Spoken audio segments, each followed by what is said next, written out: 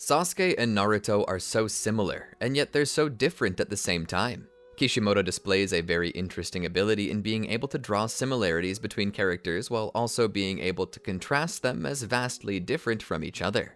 Sasuke, while seeming to be a what if Naruto did this himself, is his own character, by which Naruto himself could be recontextualized. One can look at Naruto as a what if Sasuke did this himself. A lot of villains are recontextualizations of Naruto's, but slightly different. It sets up our hero not only to sympathize with the villain, but also displays just how different he is, how rare, how unique. That's one of the beauties that exist in Kishimoto's work. He somehow, by propagating the same character everywhere, makes that character more unique. It's proof that Kishimoto knew what he was doing when forging this series, and from it one can glean a lot. The successes of Naruto can also be seen in other franchises, not speaking of rip-offs, but of those who use these same building blocks to make their series successful. There is a lattice for great storytelling in which tropes, the building blocks of a story, can be placed. An infinite number of possibilities in any one infinite number of templates. But here I am getting overly analytical about why a series is good when I should be introducing the theme of our video. The theme of this video is Naruto and Sasuke switching places, seeing if the way they live now can in any way change who they become. Will Naruto become a homicidal maniac, hell-bent on destroying the Hidden Leaf Village? Or will Sasuke become a tragic hero with a heart full of hope, honor, and kindness? Only time will tell. So please take a seat and join us on this journey. Welcome to the Amagi. Before we begin, only 25% of our viewers are subscribed, so if you're a fan of the video, please like and double check if you are subscribed. And with that out of the way, let's get into the video. The song and dance of many old times past returns once again to greet us, the night of October 10th, that night of infamy which the entire village would never forget.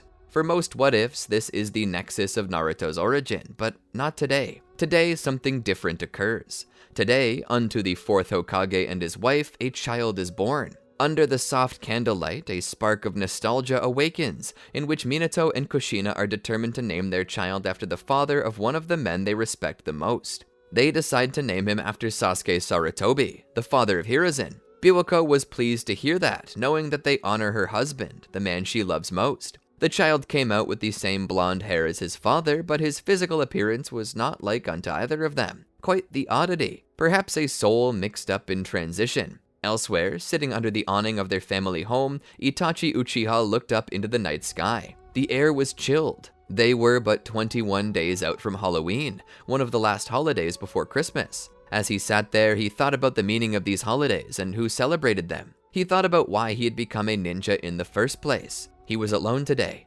Nobody was there to watch over him. His parents were both on patrol. His mother, despite having 2 children, worked, but not for long. She planned to get the last of her time in and retire with a full pension by the end of the year. As Itachi thought about these things, he looked down at the baby he was holding. The hair was black as night, but despite that, it didn't look much like him or their father. He possessed tiny little tiger lines across his cheeks, like the whiskers of a feline or something. Ah yes, another soul mixed up. Itachi returned his gaze to the night sky and pondered such a thing. Could souls actually get mixed up on their way to their natural body, or was everything planned out from the beginning? And if so, had the plans for this child and the one with which it swapped places been changed? Or was it always the plan for these two to be here? If it were always the plan, then did that not mean that this wasn't a mix-up, and that this child was one meant for their household as much as Itachi was? Itachi smirked. It was a jump in logic to assume that this child wasn't meant to be here. Little Naruto, named after a fish cake because of the shape of the swirl in his hair as he was born. What possessed their father to give such a strange name as that to the child? It was just so, well, the best word to describe it was strange. But that sorta undersold the true feeling behind why Fugaku would curse his son with such a name as that. But alas, here we were. And here was Naruto. Itachi held Naruto up in his arms. As he looked at his brother, he thought of the bright future he might have, and it made Itachi smile.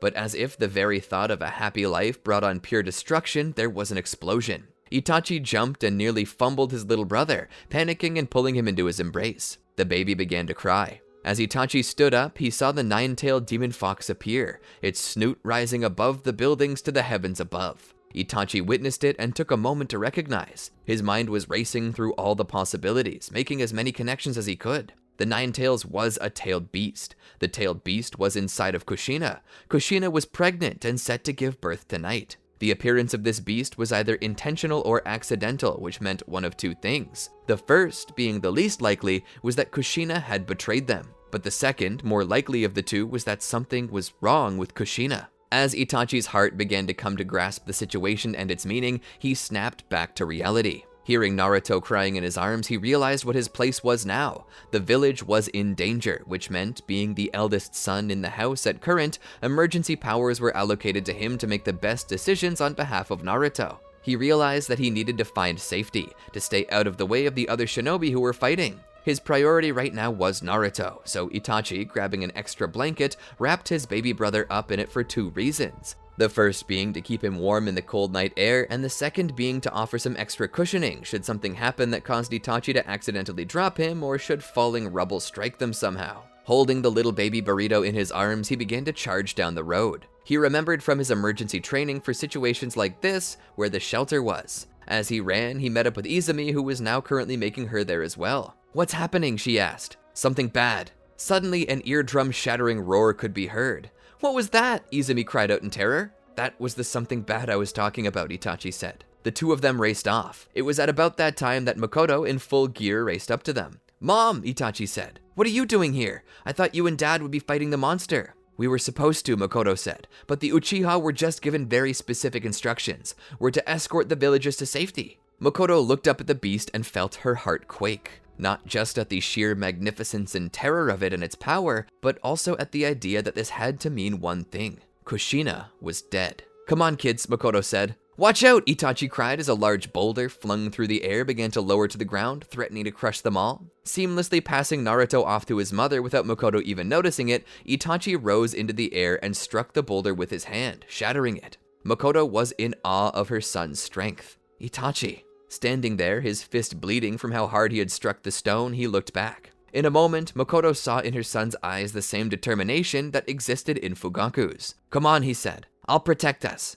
With a flash of lightning, Minato stepped back to get his bearings. With the battle between himself and the masked man at its end, he now had to deal with the unbridled rage of the Ninetales. It was possible that the beast was even more dangerous now than it had ever been. While it was determined to destroy the village under the direction of its master before, now it was the same, but the sheer violent and primal nature of it had it expending its chakra and power even more liberally. If Minato didn't stop it right here, not only would the whole of Konoha be shattered, but the beast might nuke the whole land of fire. The sheer power pulsating from within the beast was the stuff of legend. It was death incarnate. It was the symbol of strength and power, and without anyone controlling it, the beast's rampage could threaten the whole world. Minato needed to do something about it quickly. Rushing forward, he dodged claws, tails, and even a miniature-tailed beast blast. Minato rushed up under the beast and proceeded to touch its foot. The moment he did, he utilized the flying Raijin technique to teleport the beast to his safe house. He needed to seal it away. But despite his desires to use the beast to save Kushina's life, both she and Minato knew that it was too late for her. She was going to die and nothing could stop it.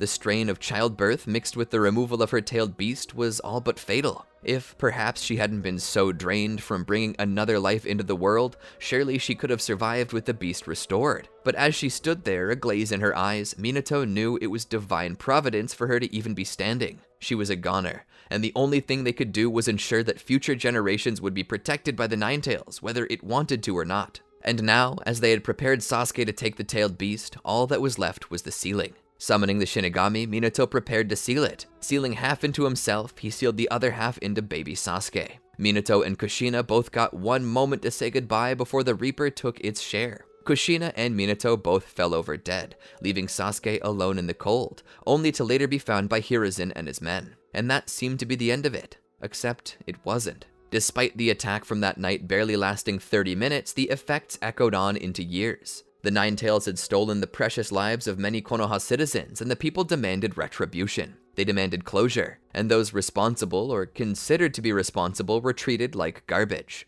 Naruto, growing up as the son of the head of the Uchiha clan, would recognize this quite a bit. Despite that, he was considered very attractive by the standards of every girl in class, including Sakura, Ino, and the like. Sasuke, on the other hand, was oft avoided, despite not knowing why. The pain of such mistreatment led on to resentment toward the village. The more people mistreated him, the more they looked at him with disdain, the more they voiced their opinions that he was both unwanted and a curse on their village, the more Sasuke grew to close off. That wasn't to say that he was alone in this. Hinata Hyuga, a girl from the prestigious Hyuga clan, seemed to take an interest in him. Did she feel bad for him, or was it that she truly cared for him? That was still up in the air. Despite that, she never said anything, nor would Sasuke ever know. Despite having to bear the weight of his clan's accusation, Naruto was a happy boy. After all, it didn't matter what the village thought, so long as he could go home and spend time cuddling in his mother's arms. But as the day drew to a close, Naruto would return to the Uchiha compound to find it unusually dark. What was it? Why did the compound seem so scary? It felt abandoned, liminal. As he walked through the night, he couldn't help but feel like he had stepped into a horror story. Like he had just entered a small neighborhood in which a monster lurked, and now it was too late to go back. He walked deeper despite his heart telling him to go home. It was as if all the spirits of all those who died there were crying for him to run for his life. But alas, further he drifted, like a cloud on the winds of fate. As he walked through, he smelled a stale scent that, as he grew closer, turned into the smell of pennies. Like someone had spilled a lot of change to the ground. It was then that he discovered a body. Terrified, Naruto moved away. He ran to the nearest house and opened the door. "Someone help! Someone just died!" He noticed that the floor of this house was also covered in blood. In the shadows were two forms not too unlike those of an elderly couple. Naruto stepped back. How many? Who could do this? Suddenly, Naruto's heart trembled at the thought of what might have become of his own home. Naruto ran toward home, entering through the doorway. The lights were off. He opened his mouth to call out for his parents, only for his voice to betray him and remain silent. All that came out was a breathy whisper for his mother. Suddenly, his hands covered his mouth, as if fear that he could be detected by that alone was too much. He started to sneak through the house, searching for his parents, but he couldn't find them. That was until he heard a rustling not too far from where he stood. Slowly, moving through the halls, he made his way to what was his parents' bedroom. He heard rustling on the other side. His mind was flooded with possibilities. It's Mom and Dad. It's the killer. Every positive thought he had was tainted by a negative one. A world of what ifs. If I open this door, I'll be safe. If I open this door, I will die. Caught between the balance of yes and no, Naruto threw caution to the wind and opened it anyway. As soon as he did, he saw the scene. His parents laying dead in a pool of blood. Naruto had made a mistake. He had decided to open the door, and now he was going to be killed. No, wait, who was that? He saw someone standing over the bodies. What he assumed to be the killer wasn't. It was only his brother, Itachi. Naruto saw Itachi turn back toward him and look at him. Naruto rushed over. Itachi! He hugged his leg. Itachi could feel Naruto shaking. His world had just come to an end. Itachi, what's going on? Why is this happening? Why is everyone dead? Itachi remained silent. Naruto looked up at him. Itachi, He then noticed a blade in Itachi's hand. It was covered in blood. No, that's not what happened. You didn't do that. He looked up and saw Itachi's gaze. It now seemed full of venom and disdain, hatred. Naruto pulled back a bit, stumbling. Itachi slowly turned back toward him to face him, the front of his clothes now exposed to the moonlight. They were soaked, stained through in blood. Naruto felt his will collapse. I'm gonna die. My favorite brother, my only brother, is gonna kill me. As Itachi drew closer, Naruto's eyes began to overflow with tears. What did we do, Itachi? Why do you hate us? Itachi stopped in front of him and looked down. Naruto, slowly breaking down more and more, just rested his head in Itachi's pant leg. Sobbing, he asked, What did we ever do bad, Itachi? Why do you want to kill us? Whatever we did, I'm sorry. I won't ever do it again. Just please, forgive me. I don't want to die. Itachi's very soul was boiling with pain. He felt as though he were already in hell, being punished for what he did. Not only did he have to look his family in the eyes when he killed them, but now he had to torture his little brother, forcing him to experience everything in the hopes that he would develop hatred for him, and this would drive Naruto to be better. Itachi, with his Mangekyo Sharingan, forced Naruto into the Tsukiyomi. He felt Naruto's entire body tense before going limp. Catching his body before he fell, he lowered Naruto to the ground. Here, Itachi nearly broke down crying. Seeing his little brother foam at the mouth with the trauma he was experiencing, Itachi wished to die. He wished to kill himself. He wished there had been any other way besides this. Kissing his brother's cheek, Itachi's eyes overran with tears. Standing up, he began to leave. Whether planned or on purpose, it wasn't certain, but Naruto eventually woke up. The pain he had experienced had forced his eyes to awaken as Sharingan. He stepped outside to confront Itachi. Attacking him with newfound courage, Naruto didn't care if he died. "It wasn't right," he shouted. "It was unfair. Why did you have to do this? What did we ever do to you?" Naruto demanded to know these things, as his futile efforts at retribution were quashed by someone far larger, smarter, and naturally gifted than him. Simple, because I wanted to know if I could, and I did. I am truly the strongest Uchiha, but I need a challenge. I need to be sure. So the only other Uchiha with as much potential as I will live, Itachi said. I dare you to kill me. Go live like an insect. Cling onto your pathetic, miserable life. Fear every night that I live under your bed. Fear that in the moments you fall asleep, that at the witching hour as you wake up with sleep paralysis, that I will be the demon in your room, ready to kill you. Hate me. Fear me. Do whatever you must to grow stronger. I will see you again one day, Naruto. And when I do, you better pray that you have the Mangekyo Sharingan. Anything less and you'll not even have a sliver of a chance. He would strike Naruto in the back of the neck, causing the young boy to fall over, unconscious. Itachi would then leave. The next morning, as the Anbu moved in to deal with the rebellion themselves, they were mortified to see that the rebellion had already been finished. Worse still, not only were the rebels dealt with, but innocent men, women, and children. Babies even. Infants in the cradle were among the casualties. The Anbu were no stranger to the darkness of the world system, and the complete non-issue human life was at the cost of peace. But even this was enough to turn stomachs. How could this happen? What kind of man could bring himself to do this without losing their mind? "We've got a live one," one of the Anbu shouted. Rushing over, they found Naruto laying there. No sign of a wound. It seems that the fear of the situation caused him to pass out. He must have blended in seamlessly with the bodies. That's why he survived. At least, that's what they thought. Naruto would be taken to the hospital where he wouldn't wake up for days. The doctors and psychologists began to theorize that Naruto might die in his sleep, not because of any physical injuries, but because of a broken heart. Eventually, Naruto did wake up. Looking at an unfamiliar ceiling, he just stared off into space. It didn't take long for a nurse to notice and call up one of the investigating shinobi, the current lead investigator of the intelligence unit, Inoichi Yamanaka. He came to the hospital and took up a seat before sitting down. "Naruto," he said. Naruto didn't seem to register him as even being there. "Naruto," the voice said again. Naruto turned his head without blinking to look at Inoichi. Inoichi gave a small smile, his eyes still signaling concern. "How are you doing?" Naruto didn't react. I suppose that's an obvious question. Inoichi then got into a more engaging sitting position. "Can you tell me what happened?" Naruto blinked. "The night of the massacre. Can you take us back to that night and tell us what happened?" Naruto's eyes widened as his Sharingan activated. Inoichi stiffened as he began to fear he was going to be attacked. "No." Naruto began reliving the night in his head. His eyes overran with tears. He began to scream and cry. Inoichi stood from his seat in surprise as the nurses ran into the room. "What happened?" they asked. "I was just asking him about the night the Uchiha were massacred." One of the nurses then looked at Inoichi with the coldest, most hateful stare, as if she herself was about to massacre him. "He's 7 years old and just suffered an intense traumatic experience, and you come in here asking him that? I need to know," Inoichi shouted at her, making sure his voice was heard over the crying. "Itachi, why? Why, Itachi? Why did you kill Mom and Dad? Itachi!" Inoichi and the nurse looked back when he said that. "Well, looks like you got what you wanted, so please, get out." They struggled to hold Naruto down. Inoichi stood by the window and watched them sedate the boy.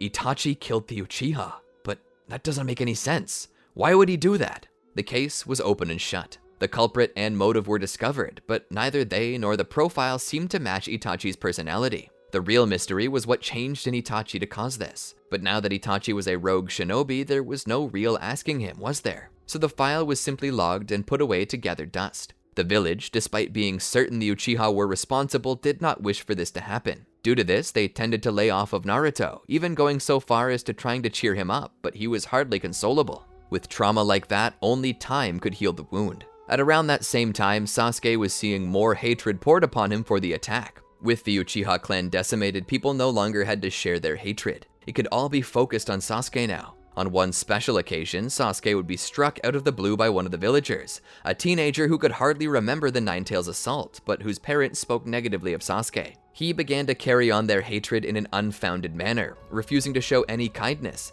instead deciding to send that demon fox home with a black eye. And yeah, he gave Sasuke a black eye. But in return, Sasuke put him in traction. You see, Sasuke was a bit of a prodigy when it came to fighting, and his strength was inhuman due to his massive chakra reserves. And what made that even worse was that he had a sort of accuracy that very few Uzumaki had. He had the ability to sense things with almost a form of ESP, as if he had a dojutsu of some sort, but he didn't display it. In truth, it was a less of a physical eye and more of a mind's eye. And with that exceptional precision, he knew how and where to strike the body to cause the most damage and the most pain. So when he was struck and knocked on his rear, Sasuke was up in a moment's notice, making the fellow wish he hadn't been born. Sasuke ended up in the brig for that one. "I was struck first," Sasuke said. "Well, the other guy says it was you," Marino told him. "Said you attacked him first and that he hit you out of self-defense." "That's a lie," Sasuke said. "Well, either way, you've hurt this guy pretty bad, and whatever you did in return far outweighed what he did to you.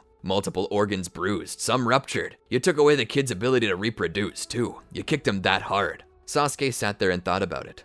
"Well, we don't need any more of him running around here." Marino took a deep breath and sighed. "You know, some villagers would say the same of you." "Some villagers are fools," Sasuke retorted. "Whether that's true or false isn't up to me to decide," Marino said. "Regardless, you're not going home for at least a week, so you better get used to that cell. I'll bring you something to eat soon." As Sasuke laid there on the bench, the only piece of furniture in the room, he began to think about the village and how unfair it was. He had no idea what it was that he had done to deserve this kind of treatment, but he knew he wasn't going to stand it for much longer. As the years went by, Sasuke began attempting to pour his frustrations into his studies, into becoming the best shinobi he possibly could be. This led to him getting top marks in school, which led to some of the girls in the class beginning to favor him over Naruto. Naruto, as a result of his trauma, had slowly grown distant and silent. With Sasuke being strong, determined, and as edgy as could be, the girls started to want to get a piece of him. The fear that he might snap and put them in the hospital made the game even more intriguing. Of course, Sasuke wasn't much for any of the girls. He was just being the him that the world turned him into. As the time for graduation came around, Sasuke passed with flying colors.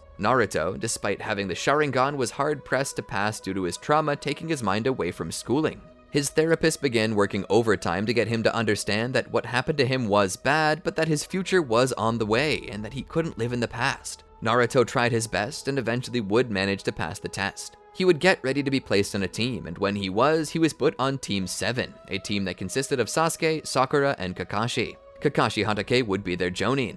Coming into the room, he would see the three of them sitting there. Naruto held no smile, or even seemed to care that Kakashi had come in. Sasuke had seen him but refused to acknowledge him, and Sakura had neither seen nor acknowledged him, not that she could anyway. She was too preoccupied with that blonde bandit, Sasuke Uchiha. "Well, don't everyone rush to greet me at once," he said with a sigh. He began to wonder why Konoha would curse him with a team such as this. Looking at Naruto, he recognized how he had been in a similar situation as Kakashi, and assumed that this was an attempt by Hiruzen to get Kakashi to open up and share his experiences with someone else. Looking at Sasuke, he recognized him as the son of Minato Namikaze, his master. Despite that, Minato and Sasuke couldn't have been more different from each other. Sakura, well, she was there to be filler. She didn't have much in common with anyone, so she was basically the third wheel of his students. Seems as though that would always be her fate. Listening to the silence, Kakashi sighed. "It's too stuffy in here. Let's go outside." He stood by the door and watched his students stand. Sasuke was slow to get up, but was quickly followed by Sakura, who had more pep in her step than anyone, something she wasted on an unrequited relationship. Naruto was the last up. He just seemed tired. And so they walked outside to the back. "So, we need to do something before we can even consider ourselves even the start of a team, and that's to introduce ourselves. Tell me who you are, your likes, dislikes, and dreams. Standard OC template. Let me know who you are so I know what I'm in for." An awkward amount of time passed before Sakura raised her hand. "I guess I'll go first?" Kakashi pointed to her. "You're on the spot." Sakura then began to speak. "I'm Sakura Haruno, but most people just call me Sakura." "You can too," she said with a smile. "I dislike rivals who try to steal what's mine, and I love, well, it's not a thing as much as a person." She began obviously bobbing her head in Sasuke's direction while making obvious reference through the excess clearing of her throat. "My dreams are to be strong enough and dependable enough for the man of my dreams to consider me worthy of being his wife." Kakashi scoffed to suppress a chuckle. "Well, a dream is a dream, I guess." Turning his head, he spoke to Naruto. "What about you, Jethro?" Naruto looked up. Kakashi rolled his eyes. "We're introducing ourselves. Give me your name, likes, dislikes, and dreams." Naruto thought about it. "Well, my name is Naruto. I like to eat ramen. I don't like to sleep." "I can tell," Kakashi said. "Keep going." Naruto continued. "As for a dream, I don't know. I haven't thought that far ahead. I guess I just want to bring back something I lost." Kakashi nodded. It's better than nothing. Looking to Sasuke, he spoke. Your turn. Sasuke then went. My name is Sasuke Uzumaki. I don't like much. I dislike just about everything. And as for a dream, I don't have one. Kakashi was confused. You don't have a dream? Those are important though. How do you ever expect to motivate yourself as a shinobi? Sasuke shrugged. Why even become a shinobi then? Kakashi asked. 'Cause it's the only place I fit. Kakashi rubbed his face. Well, my name is Kakashi. My likes are a secret, my dislikes are a secret, and my dream is Nanya. He waited for a moment, but nobody took the bait. I had a good Nanya business joke cooked up and everything. He let out a sigh and looked to the skies. This is going to be really draining. They were doing standard work, walking dogs and picking up litter. The life of a genin was simple. Kakashi mused over it, thinking about the lives of Chunin and Jonin. Genin always started here. It was something originally put into place by Hashirama Senju. You see, in the past, wars were waged and children were conscripted to do this dangerous work. Hashirama Senju and his brothers were among the children conscripted. He had to watch the life leave his brother's eyes. He had to kill and be wounded. Madara, despite his villainous and treacherous side, held the same belief. Together they wished to found a village where children may never need fight again. That being said, there was no rule that they couldn't be shinobi still. That's why the ranking system was introduced. In the Warring States period, the ranking system was a very loose thing, based solely upon experience and partly on the standard military ranking system. This was still true to this day. There was a rough ranking system, but it was more defined in role and status. Genin, Chunin, Jonin. These were the three ranks, and within each rank, there was a humble hierarchy based upon experience. An honor system. You were judged on your merits and wisdom, as well as your strength. The strong, wise, and elders of the group led. The younger, weaker, and more ignorant followed. It was this ranking system that gave purpose to any shinobi, as it further determined the rank of mission that a shinobi could take on. Genin were your newbies, fresh meat, generally consisting of children, adults with the minds of children, and those who were either too incompetent or too young to take on a higher role. This rank was in its own way protected. Children would not be allowed to take missions of a higher rank, and the rank at which the genin could not go past was any rank which saw the inclusion of a hostile military force. While they were expected to be able to take care of bandits and highwaymen, they were not expected to face any other shinobi. Due to this, missions for genin were rarely dangerous and tended to stick to community service. This tended to see the more ambitious of the children cry out for new missions with more danger. This was both funny and ironic. As to what Kakashi could attest, higher-ranking shinobi tended to wish to take it easy. The ranking system was full of envy. The grass was always greener on the other side. Genin wanted the dangerous missions of experienced Chunin and Jonin, but experienced Chunin and Jonin wished to have the simple tasks of a genin. Kakashi watched as his team was doing one of those simple tasks now. Naruto, quiet as ever, picked up trash. He seemed content with this. Sasuke, as angry as ever, seemed to wish to force every villager he saw to swallow the trash he picked up, and Sakura, well, she was just wherever Sasuke was. But Kakashi's eye was more on Naruto right now. The boy seemed so content, doing nothing. Kakashi wondered why Naruto was a shinobi at all right now. He didn't seem to have the heart for it, so why did he continue? Well, the answer was Naruto was raised to be a shinobi by his father, and Naruto was still taking that role. As Kakashi watched, he recognized why Naruto was still a shinobi. Naruto had no direction. He had nobody to tell him where to go or what to do. The last orders he received from his parents were to become a shinobi. And being set on that course, nobody had told Naruto to get off of it. Perhaps Naruto was a shinobi now because he knew that he needed people to tell him what to do. These ninja ranks, they were a surrogate parent to Naruto, a surrogate family. Naruto was seeking in this position what he had lost on the night of the massacre. Naruto had not been the same since then. Post-traumatic stress had eaten him up, and now he sat there doing his tasks. He appeared as a hollow shell without a will of his own. He neither wanted to do more nor to grow. He sought only direction. This wasn't something Kakashi couldn't understand. Kakashi himself had experienced the same pains. The pain of death, the pain of loss. And though his response was different, Kakashi knew why Naruto was doing this. Kakashi thought back on how he had overcome this feeling. It was truly a wound that only time could heal. But in the meantime, he needed Naruto to take his mind off of this and focus on the here and now. Looking over at Sasuke, he saw that he wasn't doing very well mentally either. They needed something more. They needed a mission outside of the village, a place where they could leave their issues behind. A place where Sasuke could be unrecognized and free to act as a normal kid did, and a place where Naruto could not be reminded of the trials and tribulations he had faced previously. They needed a work-based vacation, a fun adventure that allowed them to serve the village without having to face all the things that bothered them. This is why, when Kakashi went to receive the next mission from Hiruzen, that he noticed there was an escort mission that just barely fell into the ranks of Genin. A mission to deliver a man back to his village, with the only expected threats to be potential robbers and thieves. "This is perfect," he said as he looked it over. Hiruzen raised a brow. "Are you sure that's wise, Kakashi? Your team is untested." Kakashi nodded.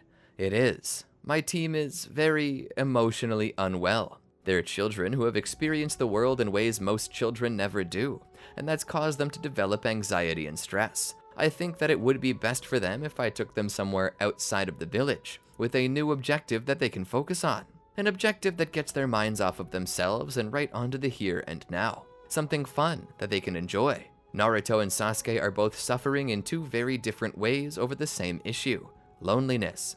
I feel like if, by taking them all out together, that I can foster a form of familial bond that should help Naruto have peace and cause Sasuke to realize that not everyone in the village is his enemy." Hiruzen smiled as he chewed on the tip of his pipe. "You really have changed, Kakashi. For the better, caring for and understanding others. I always knew you could do it, that you would be able to. You never could hide your heart from me." Kakashi offered a solemn smile, given away only by the corners of his eye. Hiruzen took the mission in his hands, wrote something on it, and then stamped it with his seal of approval. Giving it to Kakashi, he told him that he was free to start the mission at his leisure. So to that, he went back to his team and began to explain it to them, telling them to return home to pack, which they did. By midday, they began to leave the village, headed for the village of the Land of Waves. As they traversed the road, the team was very quiet. Naruto didn't want to talk, Sasuke refused to, and Sakura had no reason to. Kakashi decided for the moment to leave them to their own devices, but he also thought that after the mission, since they had many more days than he knew they'd require, something Hiruzen set up for them out of the kindness of his heart, Kakashi thought they might stop off somewhere nice to let them relax and bond, to play and be what they were, kids. But as they moved through the densely forested area, he spotted a puddle of water in a somewhat dry location. It was so out of place that Kakashi saw it as a rookie move on the part of someone with chakra training. This was likely to be an attack, but what kind? Was it possible that this was one or more bandits with the ability to mold chakra? This sort of technique was shinobi level. Perhaps a shinobi dropout, a prodigious private citizen, or worse, an actual shinobi. Kakashi knew this was dangerous, and it seemed that so far his team had yet to notice. Kakashi stepped up to Naruto and Sasuke, who were both leading the party, and put his hands on them. "What do you see?" he asked. Brought back into the moment, both noticed the puddle. "That's unusual," Sasuke said, catching on quickly. His foot tested the dirt and found no moisture, but only dry dust. "It hasn't rained in quite some time, so why is there a puddle?" As if his question had drawn the shinobi's attention, and perhaps it had if they were good listeners, two shinobi emerged from the puddle, both chained by their massive gauntlets. Kakashi would pull Naruto and Sasuke back, pushing them toward the back of the party in Tazuna's direction, of which Sakura was already defending. Kakashi rushed into position to defend his team. As he raced up to meet them, he pushed their two gauntlets away from him so he could pass between them. He then grabbed the chain linking them together and offered a bit of a mid-air spin to drag them down and smash them into the ground. Stunned by the impact, neither rogue shinobi could defend themselves when Kakashi continued his attack. Beating them unconscious, he tied them up and left them by the side of the road. He then proceeded to ask Tazuna what he knew about this. Tazuna claimed to have known nothing, that this was just a coincidence. Kakashi, however, wasn't so sure he believed him, as these two shinobi were found in the bingo book. They were rogue shinobi from the Land of Water who had gone into the mercenary and bounty hunting business. They were hired hands, not common thieves, so there was no way they didn't have a reason to try to kill Tazuna. But Tazuna stood his ground and said that it was hard times in these parts and that crime was an up-and-coming business. Perhaps these two simply needed the money. Kakashi decided to let the conversation go. They continued on down the road. That was until they found another shinobi in their way, Zabuza Momochi. This was no petty thief, Kakashi knew. This was one of the most elite of all shinobi in the Hidden Mist, a former member of the 7 Ninja Swordsmen, the infamously cruel demon of the Blood Mist himself. Looking over at Tazuna with a skeptical stare, he looked back at Zabuza. "What business do you have with us?" Kakashi asked. "Simply to take the life and head of one old man. If you and your team wish to survive, I suggest stepping to the side and giving me what I came for." I can't do that. We're still on mission to protect this man and bring him to his village. You're out of your league here, copy ninja. Word of your exploits has traveled far and wide, but your effectiveness is lowered by your inexperienced team. For their sake, as well as your own, move to the side. Give me Tazuna, and I promise I'll let you go unharmed. Kakashi crossed his arms in a defiant manner. As I said, we're still on mission. Zabuza was silent for a moment. I take that to mean you choose death, not only for yourself, but for the innocent genin behind you, that look up to you for guidance, protection. Kakashi stood there and sighed. My name is Kakashi. That means scarecrow. As such, I know a straw man when I see it. You can't seem to grasp that my choice is to complete my mission. The only one choosing death here is you. Zabuza smiled. At least you've got spirit. Zabuza jumped down, bringing his sword with him. Landing on the ground, he drew closer, pulling the tip of the blade along the ground, creating a snake-like trail behind him. Kakashi spoke. Naruto, Sasuke, Sakura, take Tazuna and move back. Keep yourselves and him safe. I'll deal with Zabuza. The trio acknowledged this and did as commanded. Kakashi walked forward, getting within reach of Zabuza. As he did, they both stood there, looking at each other. This is your last chance. I'll let you go, but you should know, if you continue on this course, I'll be collecting your bounty. I could use a new apartment. Zabuza smirked. I'm sure Iwa would love to get their hands on you. Or perhaps I can send you to Kumo. They seem very interested in the concept of dojutsu, and I'm sure they'll enjoy that Sharingan of yours. Kakashi raised his brow. Sharingan? Zabuza scoffed. Don't hide it. Everyone knows you've got one. You're the copy ninja for a reason. They don't call you Kakashi of the Sharingan eye for nothing. Zabuza continued to think about it. You know, maybe instead of selling you to Kumo, I'll keep that eye for myself. Imagine that. Zabuza Momochi, demon of the Sharingan eye. Kakashi took a deep breath and let out a sigh. Raising his forehead protector to expose his Sharingan, he spoke. Let's hope you can actually beat me like this. The two went to battle against each other. As they fought, Kakashi seemed to be running laps around Zabuza. All the while, Naruto watched closely, noting his mentor's use of the same dojutsu that he had. There had been a rumor that the Sharingan could even see into the future, and though this was an exaggeration, at least for the base form of the Sharingan, Kakashi was using this old wives' tale on Zabuza,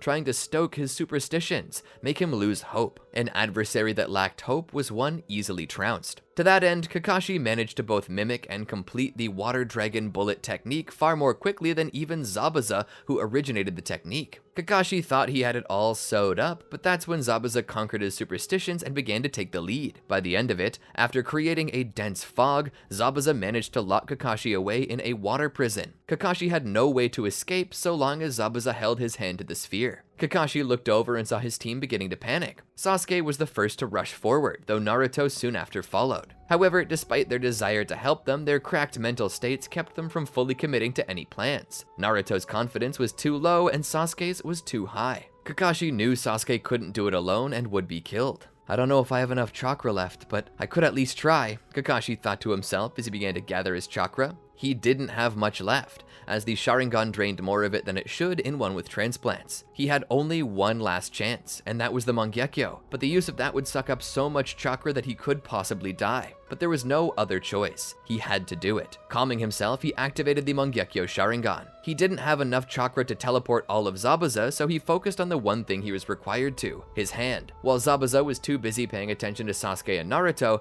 Kakashi utilized the Kamui technique to sever Zabuza's hand, sending it to another dimension. Zabuza reeled in pain, causing the sphere of water to dissipate. Zabuza, seeing this, knew he was done for if he stayed. Taking up his blade, he began to make a hasty retreat before Sasuke could get to him. Kakashi fell forward only to be caught by Sasuke. I think I need to lay down, he said before passing out. Tazuna, seeing this, rushed over and picked Kakashi up. My home isn't too far away. Let's get him there. Getting to the home, they laid Kakashi down to rest. All the while, Sasuke was upset. Why didn't you help me, Naruto? Naruto tried not to make any real eye contact with Sasuke. Sorry, You just what? Naruto didn't respond. You got scared and refused to fight back. And now because of you, our master's incapacitated. He might even die. What do you have to say about that? Naruto's eyes began to overrun with tears. Sakura stepped in. Leave him alone, Sasuke. He can't help what he is. Sasuke looked down at Naruto. Excuses. He walked away. Sakura tried to comfort Naruto, but what could she really do? As Kakashi rested for the day, he woke up the next day by supper time and was capable of speech. During which he told Sakura that he didn't want his team sitting around doing nothing. He wanted them to be productive, so he put her in charge of teaching them lessons. He said that now was the perfect time to teach chakra control. He told her to take them out and have them attempt to better learn to control their chakra on the palms of their hands and the soles of their feet. Sakura understood, and so after supper she took them out to try. The best she could do was explain to them what the principles of the exercises were and let them figure it out through trial and error. Consider your chakra to be a sort of magnet. It coils around your hands and feet. You can use it to stick to surfaces or stand on water. Depending on how much you use and what polarity you desire, you'll either find yourself sticking to a surface or being pushed away from it. Chakra control is necessary for all ninjutsu, as it's the fuel of them. To be able to properly utilize ninjutsu, one has to be able to control their chakra. Too much chakra in a technique and you waste it. Or worse, the ninjutsu might explode in your face. Too little chakra and it won't even activate at all. What you need to do is find the balance, get a feel for what's required, and begin to perfect it. Start by walking up these trees. She demonstrated it. Now I want you guys to do the same.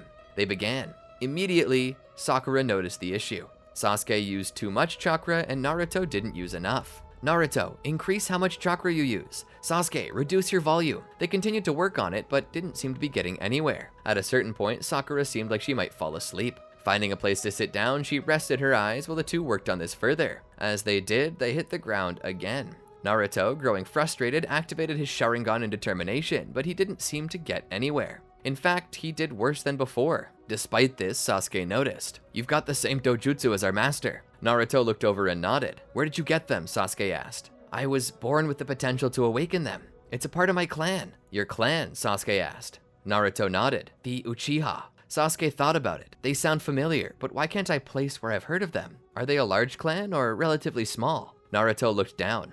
They're extinct.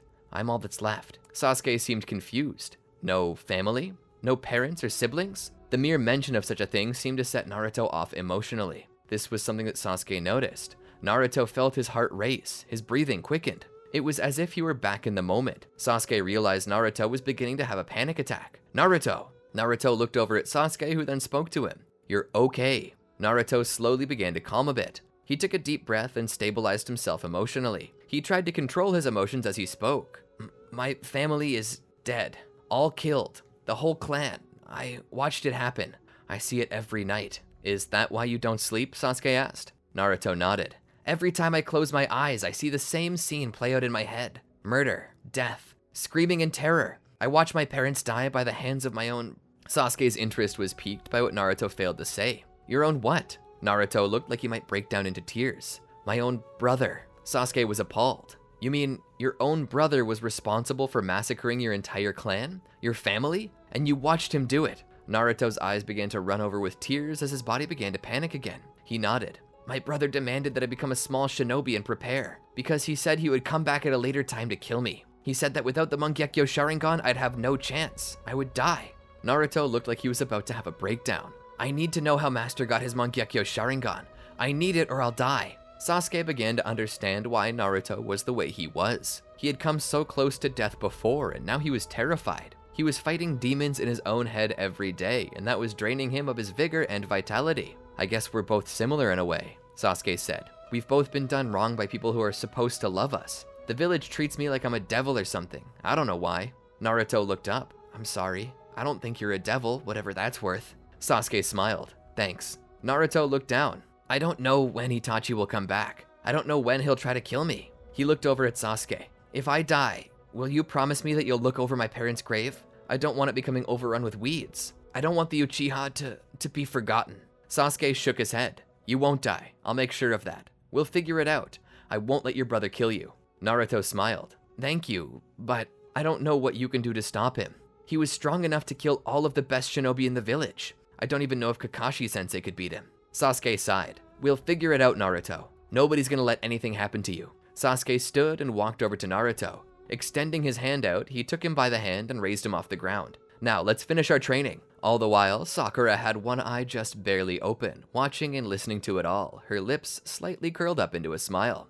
The next day came quickly. Naruto, Sasuke, and Sakura were up, bright-eyed and bushy-tailed. Kakashi was finally back into the swing of things as well. As Kakashi got up and headed to the kitchen to get some breakfast, he noticed Naruto and Sasuke sitting by the table, playfully teasing each other, pushing each other around, and roughhousing as their peers normally would. This brought some warmth to his heart. He then whispered to Sakura, What happened here? Sakura looked up at her sensei. They broke the ice. Kakashi smiled and grabbed something to eat. After this, they all headed out to the bridge with Tazuna to continue building. They continued to watch, waiting should any enemies arrive. Kakashi had told them to be very careful as Zabuza could reappear, or whoever wanted Tazuna dead might bring their full forces to bear. Naruto sat by the edge of the bridge, looking out over the water below. From what he gathered, this channel of water that separated the mainland from the village was what limited commerce. For any to provide for the market, they had to cross this expanse of water, which required a ferryman. That ferryman was Gato, the current crime syndicate leader of this area. He charged a lot to cross, and further had the village in a death grip, demanding tribute for protection. That being said, the only protection they were paying for was protection from him and his people, but even then, there wasn't much protection there. They came and went and did as they pleased. They were leeching off the people and sucking them dry of all funds. It wouldn't be long until this place completely collapsed, and if that happened, Naruto wondered what might happen next. Would they move on to the next town, or would they completely restructure the village, turning it into their own personal haven, becoming a criminal country to themselves? This bridge was the nexus of the future. This bridge could bankrupt Gato. Without the need for his ferry services, it stood to reason that they could all make enough money to hire better guards for their village. But all in all, Naruto wondered why the building of the bridge was such a big deal anyway. If Gato were working illegally and forcing people to use the ferry, what stopped him from imposing a toll on this bridge? Why did this bridge mean the people would be free of him? Maybe there was something Naruto was missing, but all he knew was that the people were sure that this bridge would free them. Maybe it wasn't so. Maybe this bridge symbolized hope. A hope to one day be free from the tyranny of the crime lord, and maybe his attempt to squash it was an attempt to make people give up hope that they could ever be free. As Naruto thought about these things, a sinister wind blew across the bridge, bringing a chill to the summer air, as if a typhoon were on the way. Looking to his right, back toward the village, he saw a man in a mask standing there. Naruto stepped away from the rail of the bridge and moved a little closer to the center. As the strange masked individual began making his way closer, Naruto called out, trying to draw attention.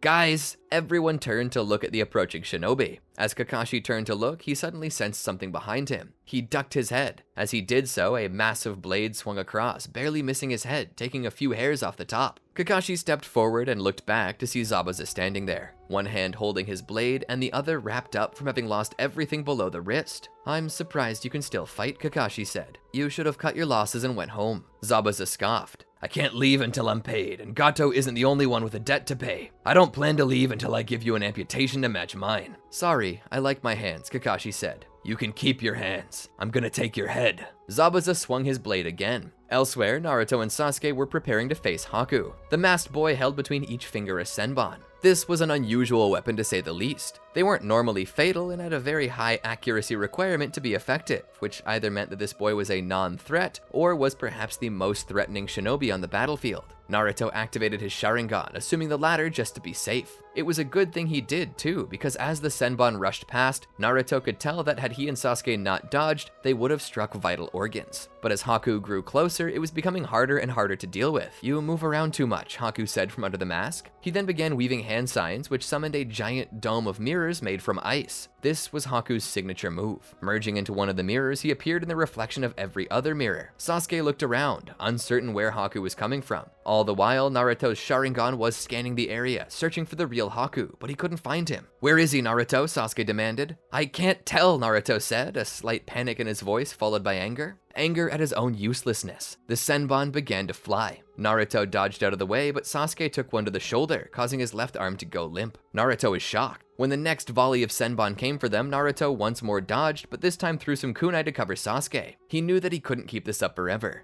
Eventually, he did. Without any other options, and given that Sasuke now had no way of defending himself, Naruto knew the only option was to break out. "Sasuke! Fireball!" Sasuke looked at Naruto. "I only have one hand. I can't make the sign." Naruto rushed over. Offering his hand, together they weaved the sign. They then began to blow fire at the mirrors, hoping that their combined ninjutsu might melt them. But to their horror, they didn't melt. Through the flames, another group of senbon came flying. Naruto saw them. They were headed for Sasuke, and Sasuke couldn't see them. Lacking time and options, Naruto pushed Sasuke away, causing him to fall to the ground. Naruto, however, was unable to avoid being struck. He was hit by the senbon. He felt the senbon strike various internal organs. This had to be fatal. Sasuke sat up and looked at Naruto. They both exchanged a look of terror. Naruto's knees, weak and shaking, began to collapse. Sasuke caught him. There was so much blood. "Naruto!" Naruto, startled and looking at the blood, grew scared. "I don't want to die," he said. The pain suddenly hit him all at once as his body spasmed. spasmed. It was then that Naruto's mind was overcome with panic. Sasuke tried to calm him. "You're okay, Naruto. You're gonna be fine. Remember what I told you. I won't let anyone hurt you." Naruto's eyes began to roll up. Sasuke. Naruto's eyes closed. Naruto. Naruto! Naruto didn't move. Haku looked on. He was a brave shinobi. You should be proud. Sasuke didn't hear him though. His own heartbeat began to thud, like the drums of war in his ears. His anger caused his body heat to rise dramatically, and it continued to rise. Sasuke felt like he was on fire, and in a way he was. The heat of the chakra radiating off of him surpassed the flames Naruto and he had shot together. Haku was confused and took some steps back. Sasuke looked up at Haku, his cheeks possessing the lines of an enraged fox. His pupils were slit as his teeth were fangs. His fingernails grew into claws. I'll murder you," he said. Haku got into a defensive position. Sasuke broke into a dash and smashed into Haku before he could even see it coming. Haku went flying. As he skid across the ground, Sasuke began to approach. Haku's mask shattered and fell to the side. Sasuke saw Haku's true face, but nothing changed. There was no pity in Sasuke's heart, only hatred. Coming to his floored opponent, he proceeded to strangle him. Haku struggled, pulling Senbon, attempting to stab Sasuke, only for the force of his chakra to push the weapons away. By the end, Haku had given up all hope of countering with an attack. Sasuke jerked Haku's head about until he heard an unsettling snap. Haku's eyes glazed over as his body went limp. Sasuke rose from the ground and let out a howl. It was then that he spotted Zabuza in the distance. Zabuza was the reason Sasuke was feeling this pain. It was Zabuza who brought Haku who killed Naruto. Sasuke would kill Zabuza as well. Sasuke rushed at Zabuza on all fours, who would swing his blade at Sasuke, attempting to cleave him in two. But Sasuke dodged and moved under the strike. Due to only having one arm, Zabuza couldn't correct his attack well enough to defend. Sasuke jumped up onto the man and bit into his neck, shredding his jugular and carotid arteries at the same time. This caused a massive expulsion of blood that Zabuza couldn't control or stop. Sasuke rose up off of Zabuza and watched his body go limp. At about this time, Gato and his men arrived as backup. Sasuke noticed them. His rage had not yet been satiated. Fully giving himself over to the Nine Tails, he rushed headlong into battle against them, despite Kakashi's objections. Sasuke jumped into the thickest lot of them and began biting, tearing, and ripping them to shreds. They retaliated with their weapons, wounding, cutting, and even stabbing Sasuke, but everything they did was soon repaired by the chakra of the Nine Tails. Worse still, they were enraging him further. It was then that Sasuke began to develop his version 2 chakra cloak. The shell was then too tough for them to pierce. Sasuke was so strong by this time that even the group together didn't stand a chance. Gato perished, as did most of his captains. By the time everyone realized what was going on, most of them were dead. The few that survived fell into the water or retreated back to the boat. When they'd all been pushed back, there was a deathly silence. A silence and a quiet gurgling sound from the chakra of the version 2 Sasuke. Kakashi was startled. He raised his forehead protector to display his Sharingan. He knew that Sasuke needed to be reeled in before this got out of hand. That's why he was chosen to train this team, to mentor Naruto and to reel in Sasuke should the Nine Tails try to escape. Activating his Mangekyou Sharingan, Kakashi called out, "Sasuke!" The beast looked over and saw Kakashi. Crashing out further, Sasuke now no longer had any sense of control or reason over his rage, and proceeded to try to attack Kakashi. Before he could strike, Kakashi cast Genjutsu, causing him to go down. Sasuke hit the ground and skidded to a stop. The cloak began to dissipate, but he seemed badly burned. It was at this time that Sakura called out to Kakashi. "Naruto's still alive!" she shouted. Kakashi sighed in relief. He'd nearly lost control of the situation. What was supposed to be a simple escort mission ended up becoming far more than that. Thankfully, the team was resilient enough to handle it, but now they were hurt. Kakashi lifted Sasuke up into his arms and carried him back to where Naruto was. Naruto was still unconscious, but he was breathing. Sakura had taken the Senbon out, and it seemed that this was all that was required to bring back vital signs. "We need to get back to the village. I think these two need the hospital." There was the subtle sound of beeping in the background, a dull sound lacking much distinction from the background static of nothingness that was heard by the unconscious mind. But as if someone were turning up the volume, so too did this sound grow as consciousness began to return to their eyes. Sasuke opened his eyes to find himself in a hospital bed. How did he get here? Why was he here? He didn't know, but as he began to attempt to sit up, it became painfully clear to him. He sat back with a cry. You awake over there?" another voice said. Sasuke looked over slowly to ease the pain. He saw Naruto laying flat, only his eyes cutting over at Sasuke. "What happened? Where are we?" Naruto would have shaken his head to say that he didn't know, but he couldn't. His body was still paralyzed from the Senbon thrown at him by Haku. "I'm not sure," he said. "I recall battling on the bridge. That masked boy put us in a dome of mirrors and was throwing chopsticks at us. I took a few too many and passed out." Sasuke thought back and remembered. Oh yeah, I thought you died. He suddenly saw a flash, a mental jump scare of something loud and strong, an unsettling monster. Ah, what is it? Naruto asked. Sasuke shook his head. Nothing. Sasuke then looked down at his body. From head to toe, he was covered in these red markings. Some of the skin was already peeling, but what looked to be a form of lotion was sitting upon them. What happened to me? Sasuke asked. I didn't see, Naruto said. But Sakura was in here a few moments ago, and she told me a change came over you and you displayed a lot of chakra. She said she wasn't at liberty to tell me more than that. Only that the change hurt you. Wasn't at liberty, Sasuke asked. I don't know what that means, Naruto told him. But whatever it is, she didn't want me to know more yet, because she knew I'd tell you. Sasuke began to brood, becoming more confused, a bit angrier. He sat there and boiled on it. Eventually, Sakura returned, and by this time, Naruto had recovered enough feeling in his arms and legs to at least sloppily move, as if his whole body was made of rubber and lacking bones. He watched. Sakura pulled up a seat beside Sasuke with a smile and began to once more draw some of the lotion from the tube onto her hands. I gotta put this on you now, Sasuke. It'll help your skin heal. I think you just want an excuse to rub lotion on him. Sakura elbowed Naruto. I'll have you know that I asked a doctor about this beforehand, and they said it was perfectly logical and would help heal the wounds faster. Naruto, having been forced into another position by her strike, struggled to get back into position again. Sure. Sasuke cut his eyes over at her. What happened on the bridge? This was less of a question and more of a command. You fought a lot of guys and got hurt. No, I need more than that. Tell me what I don't know. Tell him about the change, Sakura, Naruto said. Sakura seemed to grow a bit more defensive. She took a deep breath before speaking.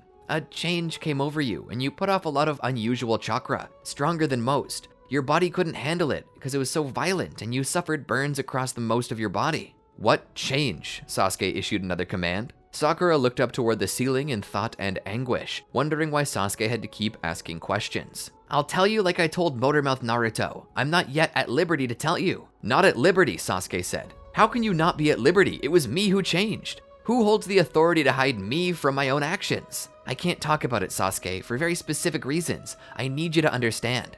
She then tried to put lotion on his arm, but he jerked it away. Despite the pain this caused, Sasuke did it anyway, as to say he would not have anything to do with her unless she told him. Sasuke, I gotta do this. Tell me what happened. Sasuke, I can't. Tell me, he shouted. Sasuke, I'm not allowed. You transformed, a fourth voice said as it entered the room. All eyes turned to look except for Naruto, who was still trying to maneuver his body again to even face in the direction of the door. Tell me something I don't know, Sasuke said. Kakashi, walking deeper, stood at the foot of the bed where Sasuke laid. Naruto was wounded in battle, pretty badly. He lost consciousness and his vitals were suppressed. You believed him dead and you lost control over yourself emotionally. You transformed into the nine-tailed demon fox. Sasuke was confused. By this time, Naruto was facing Kakashi again, his eyes full of confusion. Wait, the nine-tailed demon fox? The same one that attempted to destroy the village 12 years ago? Kakashi nodded. One and the same. But I thought the Nine-Tails was vanquished a long time ago, Naruto said. Sakura shook her head. It wasn't. A tailed beast can never truly be destroyed, only sealed. Kakashi nodded slightly in Sakura's direction as he began to pull up a chair. Sasuke, for a long time your origins have been hidden from you, but I advocated to Hiruzen. It's your right to know who you are and where you come from. We'll start with your parents, Minato Namikaze, the 4th Hokage, and Kushina Uzumaki, the Jinchuriki of the Nine-Tails. Kakashi proceeded to lore dump on Sasuke, giving him all the knowledge there was to know about him. Everything Sasuke never knew and wished he had. For years, Sasuke demanded this info from Hiruzen, but Hiruzen never gave it to him. Why hide this from me? Sasuke asked, his eyes overrun with a sense of betrayal and fear. Because the Nine-Tails is a powerful tailed beast, by all measurements the strongest of all beasts. It was a fear that the mere mention of it to you, the mere acknowledgement of its existence in you might cause a chain reaction that could lead to its escape. Already it gnaws at the bars of its prison. What happened to you on the bridge was just one scenario of many that could have played out. To be honest, Hiruzen didn't even want to tell you now until I practically forced him into it. Sasuke's eyes drifted back up toward the ceiling. That's why people treat me different, isn't it? Kakashi nodded. Sasuke returned his gaze to Kakashi. Everyone but me knew, he said. Everyone from that generation, yes. Hiruzen issued a gag order on that whole generation to never speak of what you are, to you or to their own children. But it seems as though that gag order is being violated to some degree. A Jinchuriki. Doesn't that mean the Nine-Tails is sealed inside of me to protect the village? Indeed, Kakashi said.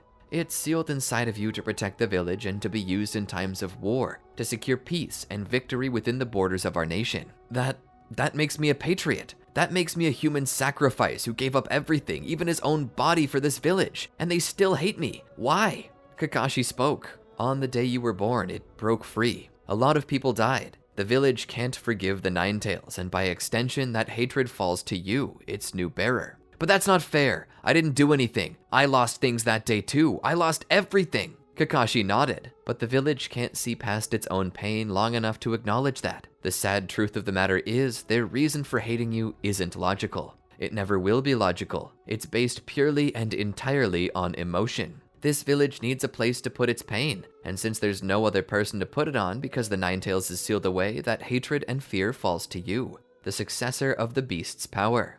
Kakashi turned and began to leave. I told you this, Sasuke, because I believed you deserved to know. I'm sorry if it causes you pain, but it's something you should have known from the beginning, and now you do. Kakashi walked out. For the next few days, Sasuke was quiet and deep in thought. Naruto would be discharged from the hospital a little sooner than Sasuke the moment all of his movement ability returned. Sasuke, however, would remain in the hospital a bit longer until all of his burns were cleared. Sakura stayed with him during that time. She applied all of the ointment that she could to the wounds, and he was eventually able to leave. And on the day he was discharged, she was there to walk him out. "How are you feeling?" she asked. Sasuke shrugged. He was still boiling on what Kakashi had told him. All of the abuse that Sasuke had faced in his life was because of things he couldn't control, nor could he help. If anything, he should be held up on a pedestal for protecting the village, but instead, he was a cast-out, a pariah. He was having a hard time shaking that. As they walked through the village, Sasuke couldn't help but notice that there were a lot of strange shinobi about. At first, he saw one of them and was confused. "Spies?" he asked.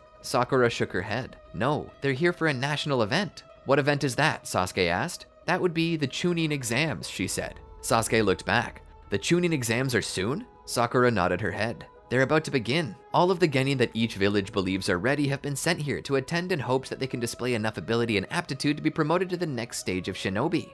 Sasuke understood what the Chunin exams were. He wasn't ignorant, he simply wished to know when they were. Eventually, Sasuke and Sakura met up with Kakashi and Naruto. When they came together, Kakashi offered them some good news. "I spoke with Hiruzen. I told him about the exploits you all undertook in the Land of Waves, what you survived, and what you all went through, and he was rather impressed. He allowed me to offer you the chance to take the Chunin exams." Sasuke knew that this wasn't true. What really happened is that Kakashi likely told the Hokage about how badly Sasuke had taken the news, how betrayed and upset that he felt, realizing everything he went through was all due to some hidden secret that everyone but he knew. This was an olive branch, a bribe. The Hokage was allowing them to take the Chunin exams because he didn't want Sasuke to be mad anymore. Well, that wasn't gonna happen. Sasuke would take the Chunin exams, and he would surpass everyone else. He would use his anger to do it. So the group was allowed to go sign up, but as they got there, they were stopped by Rock Lee. Jumping down from the upper floor, he demanded a battle against the last of the Uchiha. Naruto, confused, pointed to himself. "Me?" Rock Lee nodded. "I demand a match against you!" Naruto looked around. "Can't we just wait until the Chunin exams? We gotta hurry. I've got a very limited window to sign up. I do not know if you will make it to the exhibition matches. It is no guarantee that any of us will be there. I request a match now, so that I may see where I stack up against you and your very special dojutsu." Naruto looked over at Sasuke seeking guidance. Sasuke spoke through a whisper. "That guy is likely gonna be one of our opponents later. It's best that you battle him here and now. You don't have to win, but get a good sense on what he's capable of." Sakura nodded and tagged on to what Sasuke said. "Yeah, that's actually a good idea. Don't display everything you've got, but be certain to utilize your Sharingan. Don't forget it's the copy wheel eye. It's the same as Kakashi. You have the potential to become a copy ninja just like Kakashi-sensei. Use your Sharingan and memorize everything this guy does. All it can do is help you more in battle."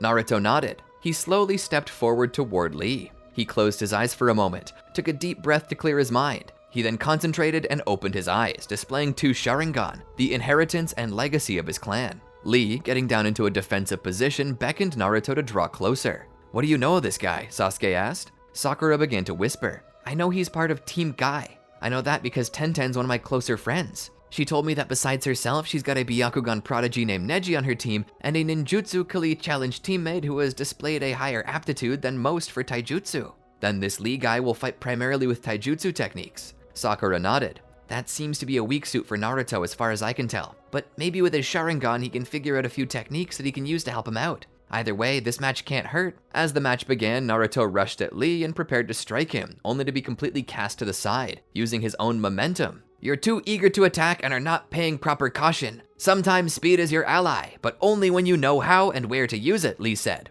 Try again. It almost seems like he's instructing Naruto, Sasuke said. Sakura nodded. From what I've heard, Lee is very competitive against those he deems greater than himself. But at the same time, he's very kind-hearted and understands what it feels like to be weaker. So if he's greater than anyone, he never touts it, but instead offers valid criticism to help his opponent better themselves. Sasuke seemed to understand. For the most part, Naruto almost seemed to be embarrassing himself, which Sasuke found disgraceful. But Sakura did not think so. She whispered into Sasuke's ear, Naruto's faking. You see, we told him not to display his full abilities, and now he's barely showing anything at all. He's only doing enough to make Lee use his techniques against him. If my predictions are right, Naruto's about to turn up the heat and force him into something. And just as Sakura predicted, Naruto began displaying a lot more skill out of the blue. Things he already knew and things he was just now picking up. This caught Lee off guard and caused him to start acting more seriously toward Naruto. In the end, he unleashed a flurry of attacks that Naruto was somehow dodging, but it didn't last forever. Lee eventually got the better of him and locked Naruto into a combo. He pushed Naruto into the air and prepared to utilize the reverse lotus. As Naruto plummeted toward the ground, his mind was soaking in everything that was happening, all while his brain was alight with fear. But before the attack could reach its conclusion, Lee was interrupted by his mentor, Might Guy.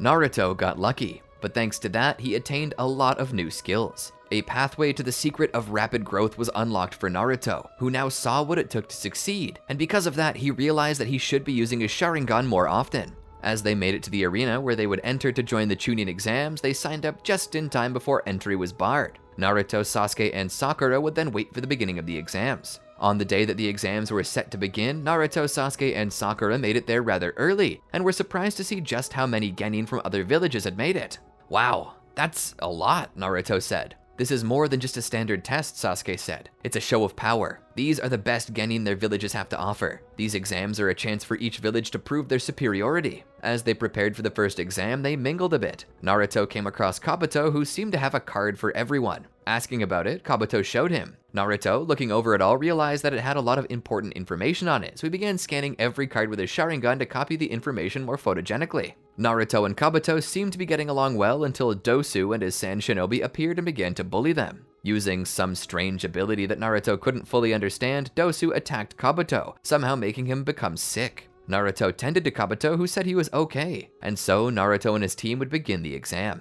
Sitting at his desk, Naruto would receive a piece of paper. Looking over the questions, he already knew that there was no hope for him to answer these. Okay, so what if I have to cheat a little? But the whole point of education's to learn, right? So if I copy the info I see from someone else and memorize it with my Sharingan, then technically that means I know that information, which should be enough to pass. At least this was his reasoning. Sasuke, on the other hand, looked down at his paper and had no clue how to answer any of these questions. They were way too hard for someone of his rank. Whoever was in charge of this was trying to weed the good from the great. Of course, no surprise to Sasuke, Sakura was already answering every question easily. But something didn't totally add up, as he realized that one only got points deducted for cheating, but they didn't get outright disqualified. And he began to understand that they were trying to coax the genin into cheating. But how could Sasuke cheat? He didn't have any techniques that would allow him to do so. While he may have been allowed to join the Chunin exams, he was still a fresh genin who had only just learned enough chakra control to walk along vertical surfaces, let alone any ninjutsu that would allow him to know things he shouldn't. That's when someone nudged him. Looking over, he saw the person beside him offering him a piece of paper. Sasuke looked at it and saw it was already answered, not just logically and correctly, but also in the most beautiful handwriting. The top of the sheet said Haruno Sakura on it. Looking back, Sasuke saw Sakura smiling at him with a wink. The person beside him bid Sasuke to give them his paper. Sasuke did that and watched as they played past the note all the way back to Sakura. Most of the people passing it around were close friends of Sakura who seemingly were doing her a solid. While it was a bit embarrassing, he knew that it would at least keep him in the race. It was after time had expired that the proctor, Ibiki Marino, said that none of the rest of the test mattered, and that the only question that really mattered was this final one. Failure to answer correctly was an instant failure without the chance to retry for an entire lifetime, and answering it properly would cause one to pass regardless of how badly they did. Something was fishy about it, and Sasuke's gut told him that there was a gimmick to this as well. So, working off of instinct against his better judgment, he decided to take the question. It was then that Ibiki Marino informed those that remained that simply by accepting the question, they passed. It was then time for the next test in the list of exams, the Forest of Death. Upon entering, they'd be given a scroll. One they were not allowed to open until they reached the tower in the center. But here was the catch. There were 2 types of scroll, and Team 7 was only given 1 type. They were told that at random they had given out the scrolls to the other teams there, and that their objective would be to acquire the scroll from one of the other teams. Naruto, Sasuke, and Sakura understood, so as soon as they entered the forest, they began to consult with each other on the best chance that they had. Pulling out a map of the area that all the teams had been given, they began to look it over. They let Naruto take a few glances of the map to memorize it, but after that, they told him to keep his eyes open for any approaching shinobi. Sakura and Sasuke then began to speak. "We can't tell for certain who has what type of scrolls," Sakura said. "All we know is that there should be an equal amount of Earth and Heaven scrolls. The best we can do is search the more populated areas where they're most likely to be." "And where would that be?" Naruto asked, his eyes focused on the upper branches of the tall oak trees in the forest. "There are many places," Sakura said. She began pointing out particular spots. "The places where there are likely to be more people would be right through here," she said, pointing at a river that ran through the whole forest. "This is a clean water source. Even more than food, shinobi need clean water. This resource will be a perfect source of water for everyone, meaning there's a chance we'll find people here. Not to mention that shinobi aren't the only creatures that need water. That means that through this area, there's likely to be good hunting too. That'll provide fresh protein for the shinobi as well, so that's where we'll find a lot of people. So all we need to do is follow our noses. If we smell barbecue, we'll know other shinobi are nearby," Naruto said with a smile on his face. "Don't hold your breath," Sasuke said. "The whole point of this is to not be detected. Chances are if anyone kills an animal to eat it, they'll be eating it raw." "Ew," Naruto said as he thought about it. "Won't that make them sick?" "Not exactly," Sakura said. "The reason why we like to cook our meat is to kill any parasites or viruses that might be inside, but if there's nothing wrong with the meat, it is possible to eat raw without getting sick. It's just more risky and harder to digest. Not to mention, raw meat tends to disgust most people, but chances are we'll probably be facing shinobi who are eating raw meat, so we can't focus on using our noses. If you smell meat cooking, chances are it's bait for a trap." Naruto understood. "Do we have to eat raw meat?" he gulped nervously. "No, we can eat any assortment of things. There's plenty of fruit and berries here, but the issue is determining which are safe for consumption and which are poisonous. That being said, I have been studying this, so I wouldn't worry too much about it. I can tell what is or isn't poisonous. Probably." Naruto and Sasuke looked back at her with concern. Sakura raised a brow. "My brains have gotten us this far, right?"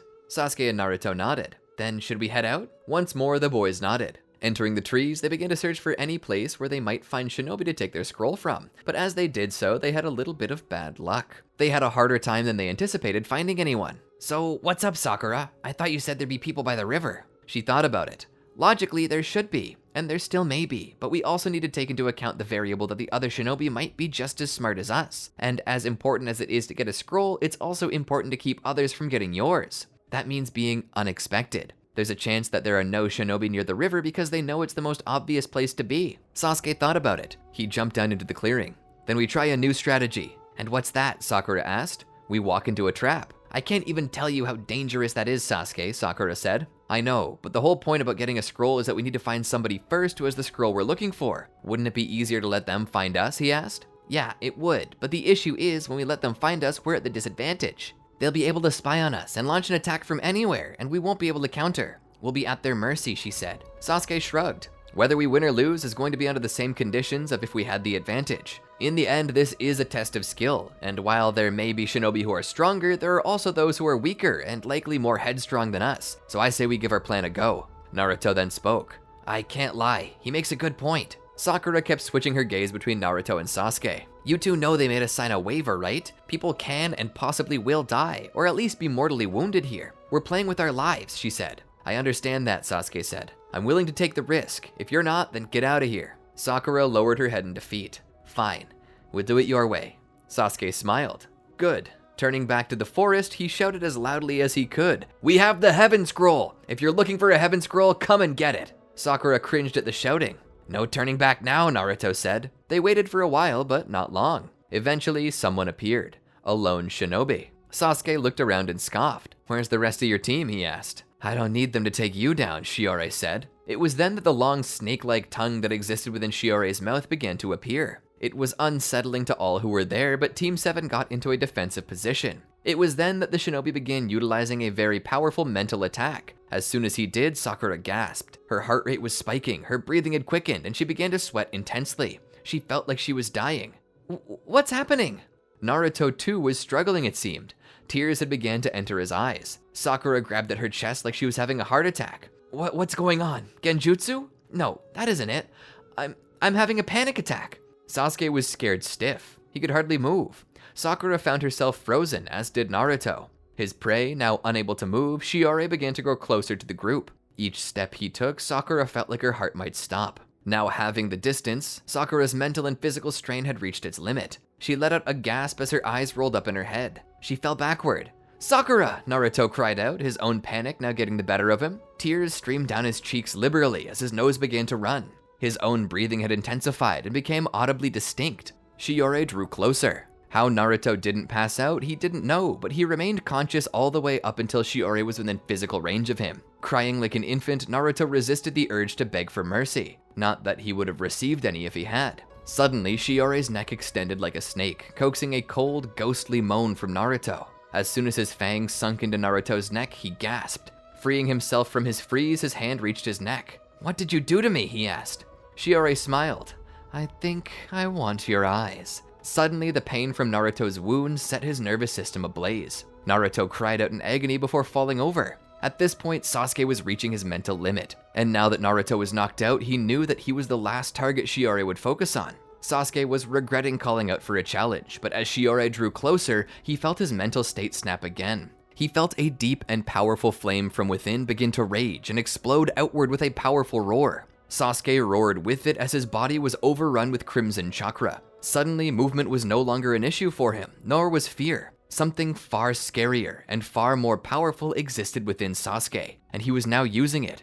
Sasuke was on Shiore in a moment, surprising him. His true strength and speed made manifest, he got close enough that his clawed fingernails made a connection with Shiore's face, shredding it a bit. It was then that Shiore laughed as he reached up and began to rip away at his own face, revealing another face below. It had been a mask this whole time. Orochimaru, now barefaced, stood there and laughed. "It's impressive to think that someone could survive my attacks like this. Few shinobi can survive my killing intent, let alone a genin. But by the looks of you, I can sense something very different." Orochimaru smiled. Sasuke was not in the mental state right now to trade words with him, as he was more enraged and manic, like a rabid dog seeking one thing: murder. Sasuke rushed at Orochimaru and began to push him back, but as Orochimaru still had the advantage in control and intelligence, he prepared for a counterattack. That is, until Sasuke displayed usage of complex reasoning. He was more than a wild animal. He was still a shinobi, and he was displaying that now. Dodging out of the way of an attack, he landed upside down on a branch, where he began weaving hand signs faster than Orochimaru could detect. Sasuke released a fireball so large that it threatened to engulf the whole segment of the forest in flames. Orochimaru, cut off from Sasuke and the others, would proceed to retreat for the time being. After this, sensing danger was gone, Sasuke dropped out of his transformation. Weakened, he fell to the ground. Hardly able to move, he just laid there. He saw the orange flames closing in on him and the others. He thought for sure he was dead, especially when he passed out. But as his eyes opened again, he saw Sakura sitting over him. She had somehow managed to get Sasuke and Naruto to safety all by herself. Sasuke sat up to see her gasping for breath, having pushed her body to the limits and beyond. Sitting up, he checked to make sure that she was okay. Besides a few injuries, she seemed to be fine. Stepping out of the cave in which they were hiding, Sasuke saw that they were well away from the flames and were safe. "I did this?" Sasuke asked. Sakura nodded. "When I was getting us out, I heard Konohanin showing up to fight the flames. I think we're safe here for the time being."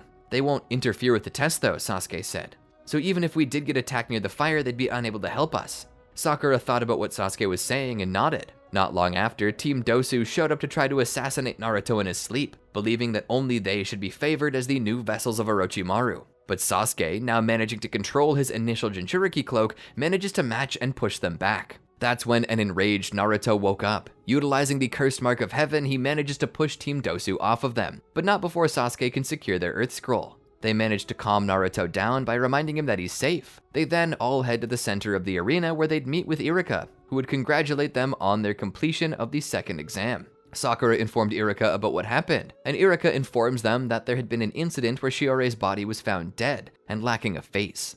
Sasuke confirms that whoever did this had attacked them as well. Iruka then informs Kakashi about what happened. He tells Naruto that he can seal his mark for him, but that it'll take more time than he has to do it, and that he'll either have to drop out of the Chunin exams or wait to seal it after the third round, the exhibition matches. Naruto says he wants to try and get through this next round, as he's already made it this far and doesn't wish to give up without a fight. Sasuke admires this about Naruto, and also determines to do his best as well, especially now that he seems able to call upon this strange transformation whenever he wants. The first person Sasuke faces is Kiba and his Ninken Akamaru. It's an easy and sound victory for Sasuke. Naruto does not fare quite as well as he is forced to fight against Yoroi, who has the ability to absorb chakra. That being said, Naruto can't really use chakra right now without succumbing to the curse mark, so he has to utilize taijutsu only. This is where what he copied from Rock Lee days earlier comes in handy. Using the copy ability, he managed to utilize the same thing that Rock Lee displayed, which gives him an edge and lets him eke out a victory.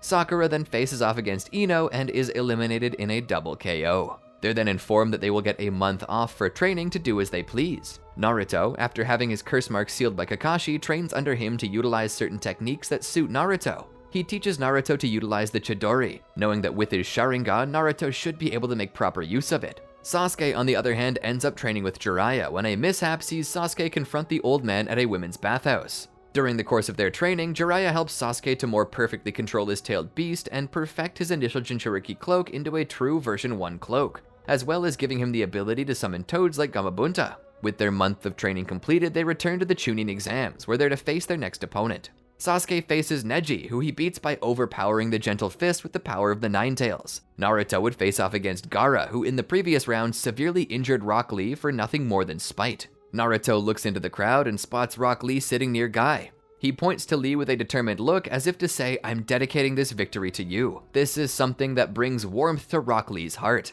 The boy rises up on his good leg and cries out, "You can do it, Naruto!" As the match begins, Naruto's training begins to display itself. Not only has Naruto copied various taijutsu techniques under Kakashi, but he has copied various ninjutsu as well. But despite the strength he's displayed, he still can't get through Gaara's sand shield, and the closer he gets to it, the more it seems to threaten him with spikes. Looking down at his hand, he speaks, "Don't fail me now."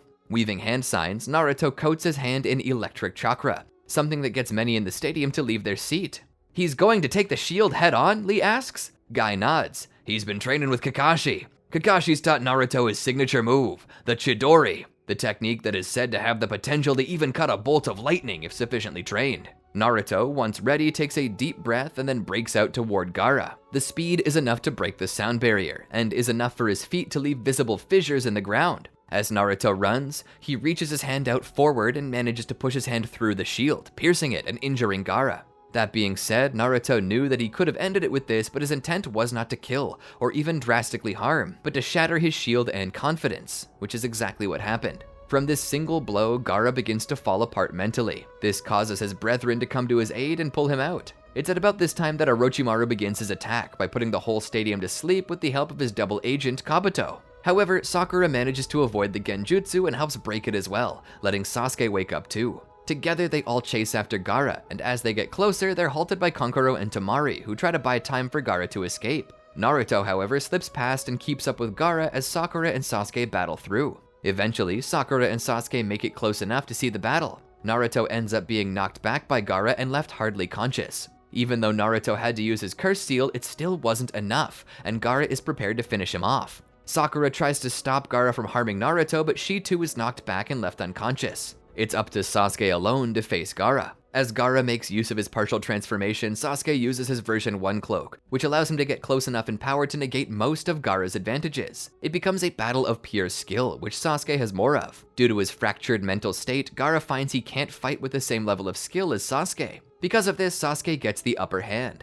That is, until Gaara calls upon the full power of Shukaku. It's through this that Sasuke understands just how similar Gaara is to him. Sasuke can't safely use the full power of the Nine Tails, but thanks to Jiraiya's training, he can utilize the power of Gamabunta, which he uses to keep Shukaku under control. Sasuke then realizes what he must do to end this threat. Jumping across to the other side, Sasuke, without much hesitation at all, pushes a kunai through Gaara's throat, killing him. With Gaara dead, Shukaku loses his form and also perishes. This leaves Sasuke to think about just how similar a life he and Gaara lived. How Gaara was also a cast-out and a pariah because of something he had no control over. Returning to the village, Naruto, Sasuke, and Sakura find it devastated, Orochimaru having struck when they weren't there, and the third Hokage having been killed. A time of great mourning occurs, and Naruto, Sasuke, and Sakura all attend the funeral. But due to the attack, the talk of tailed beasts, and the loss of their Hokage, the people are reminded of everything they've lost in the recent past, and Sasuke ends up becoming the target of an attack that leaves him in the hospital.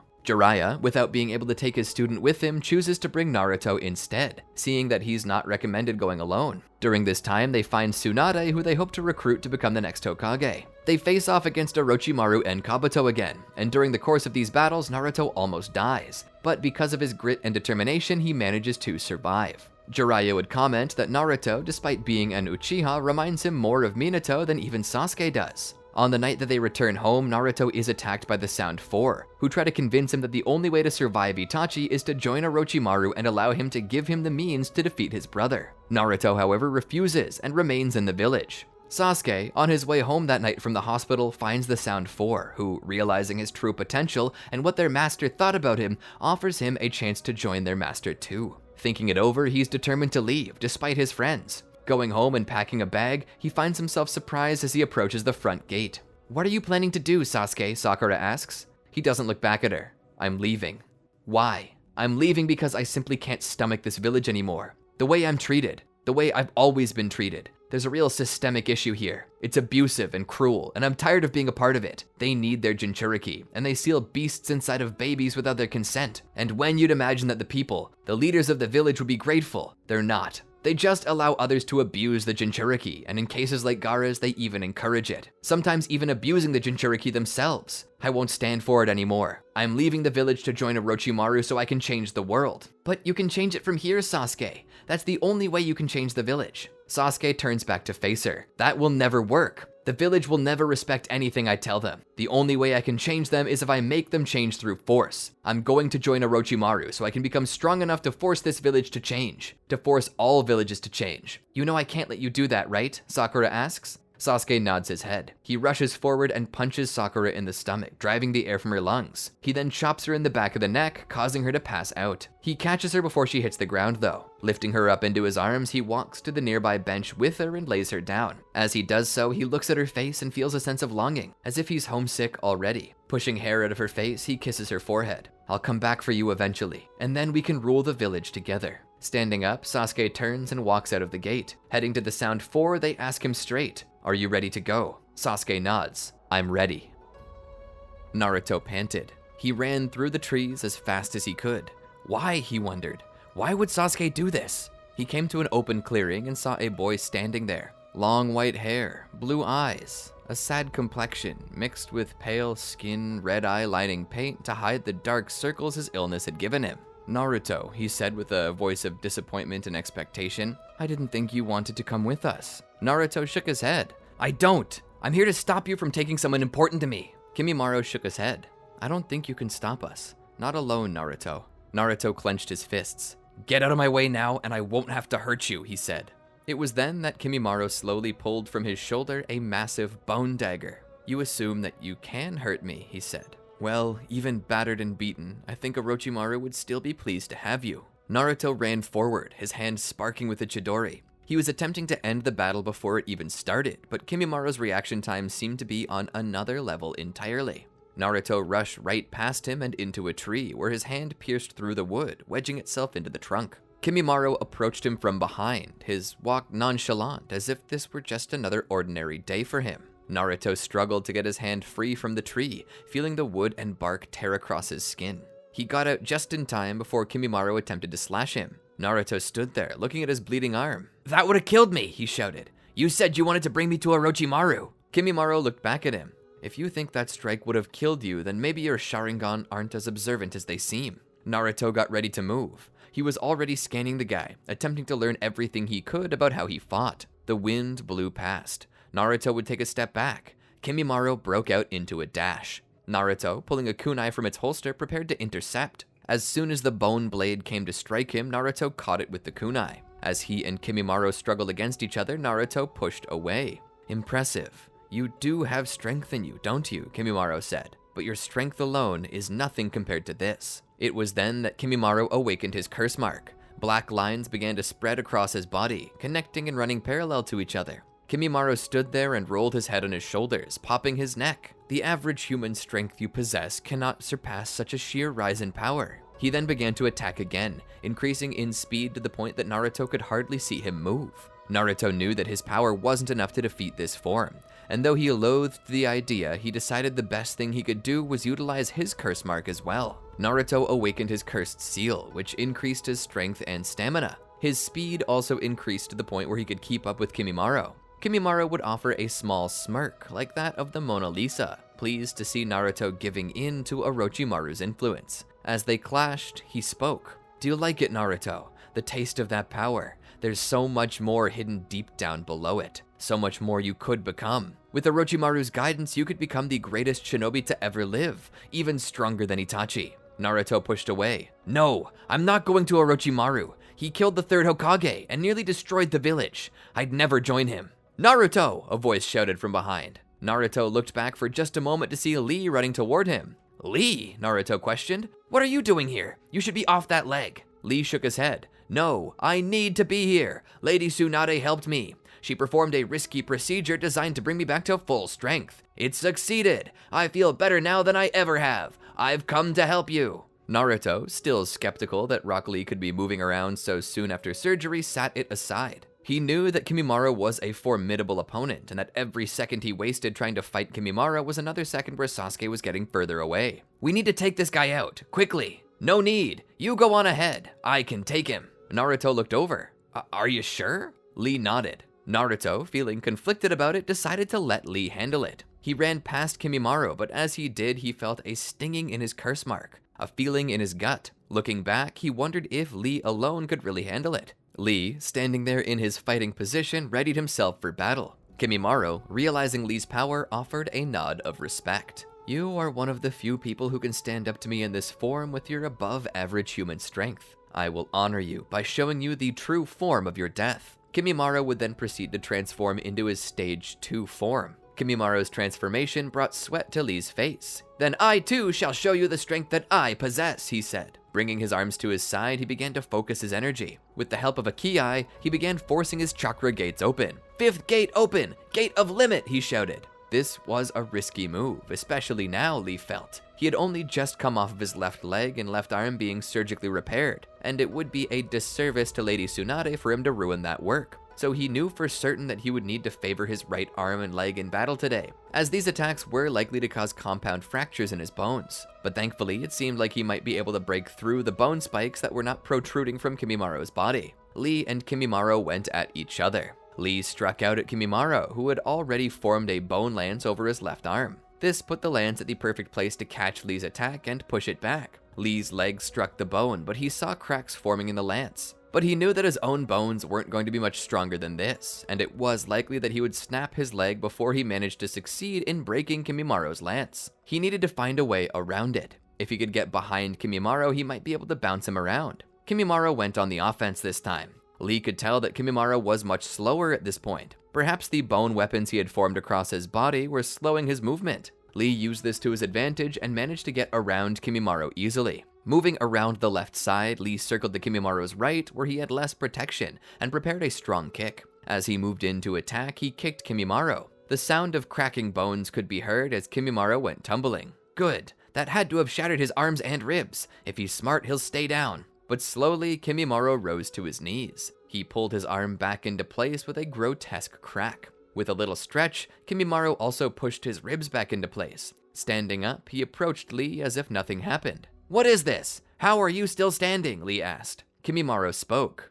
"My Kekkai Genkai allows me to manipulate bones. I can generate calcium at an extreme rate. Any broken bones are inconsequential to me, as I can simply fuse them back together with the mere decision. More so, I can reinforce them if I want. That was a good strike, Lee of the Inner Gates, but it was lucky, and it won't happen again." Kishimoro went on the offensive, pushing Lee back. Lee could hardly avoid the attacks. He knew that he could have probably dodged this with his drunken fist style, but the issue with that is that Lee was already in the 5th gate. He wouldn't be able to maintain it if he took Gai-sensei's special medicine. Lee broke off, trying to create distance. He circled around Kishimoro to avoid being struck, but the moment he did, Kishimoro extended out his back spikes, stabbing through Lee's various limbs. Lee cried out as he was raised off the ground. Kishimoro would drop him and turn around. "It truly is a shame.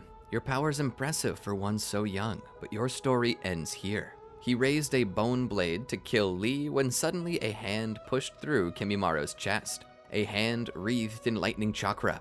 Naruto had returned, using his curse mark to bolster his attack. Pulling his hand free, Kimimoro let out a cough and fell to the ground. Naruto stepped over him and over to Lee. "Are you okay?" Lee laid there. "In pain, but I think I am fine. Please, hurry, or Sasuke will get away." Lee was right. Naruto was wasting valuable time. "If you see anyone, tell them where to find me." Naruto ran off. Using the power of his curse mark, he increased his speed as fast as he could. Closing in quickly, he found Sasuke by the Valley of the End. "Sasuke!" he shouted. Sasuke stopped in his tracks. Not looking back, he stood motionless upon the surface of the river. Naruto, leaving his curse mark form, began to walk slowly closer to Sasuke. "Sasuke!" After being called a second time, he looked back. "What?" Naruto looked at him. "Are you going away?" Sasuke nodded. "I'm leaving the village." Naruto looked down. "Why?" Sasuke, hands in his pockets, looked up toward the sky with a sigh. "You shouldn't have come. Sakura should have told you everything." "She did. That's why I came," Naruto said. Sasuke turned around. "Then you should know that I'm leaving. Why I'm leaving. Now go back to the village." Naruto let a moment pass, gathering his thoughts. "So you lied?" The sudden accusation caught Sasuke's attention. He turned his head to the side slightly to hear better. "What?" "You lied to me. You said that you were gonna help me awaken my Mangekyo. Help me find a way to beat my brother. That you'd protect me." Sasuke looked away again. "I said that.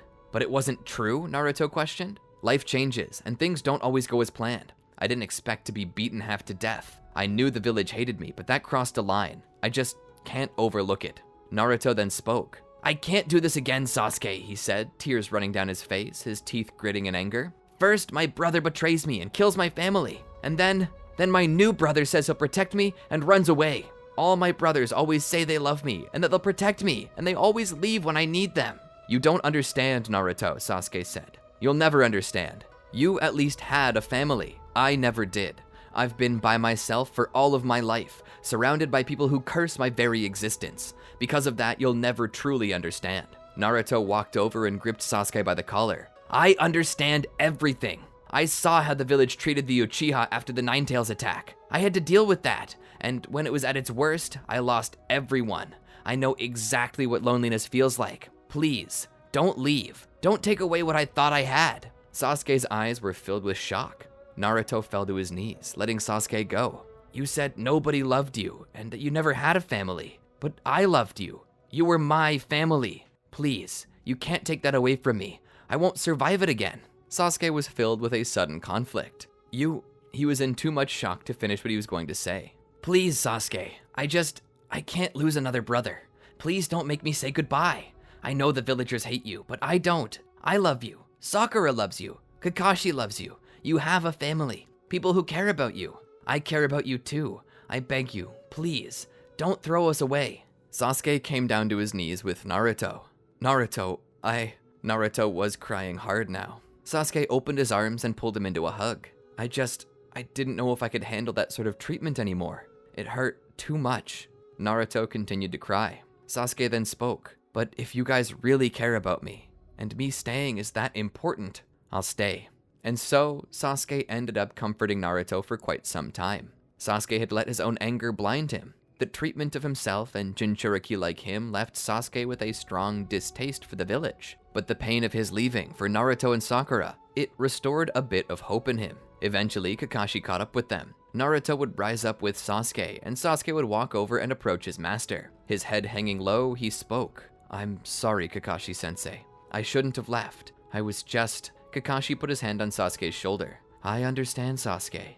You had a crisis of conscience. Let's just go home." Kakashi did not yet have the heart to tell Sasuke that there was a cost for his mistake, and that a few shinobi sent out after him had been hurt, a couple even killed. That would come later. Back at the village, Jiraiya would scold Sasuke for his actions, but in the end, he was just pleased that his student, the one who he was named Godfather over, was home.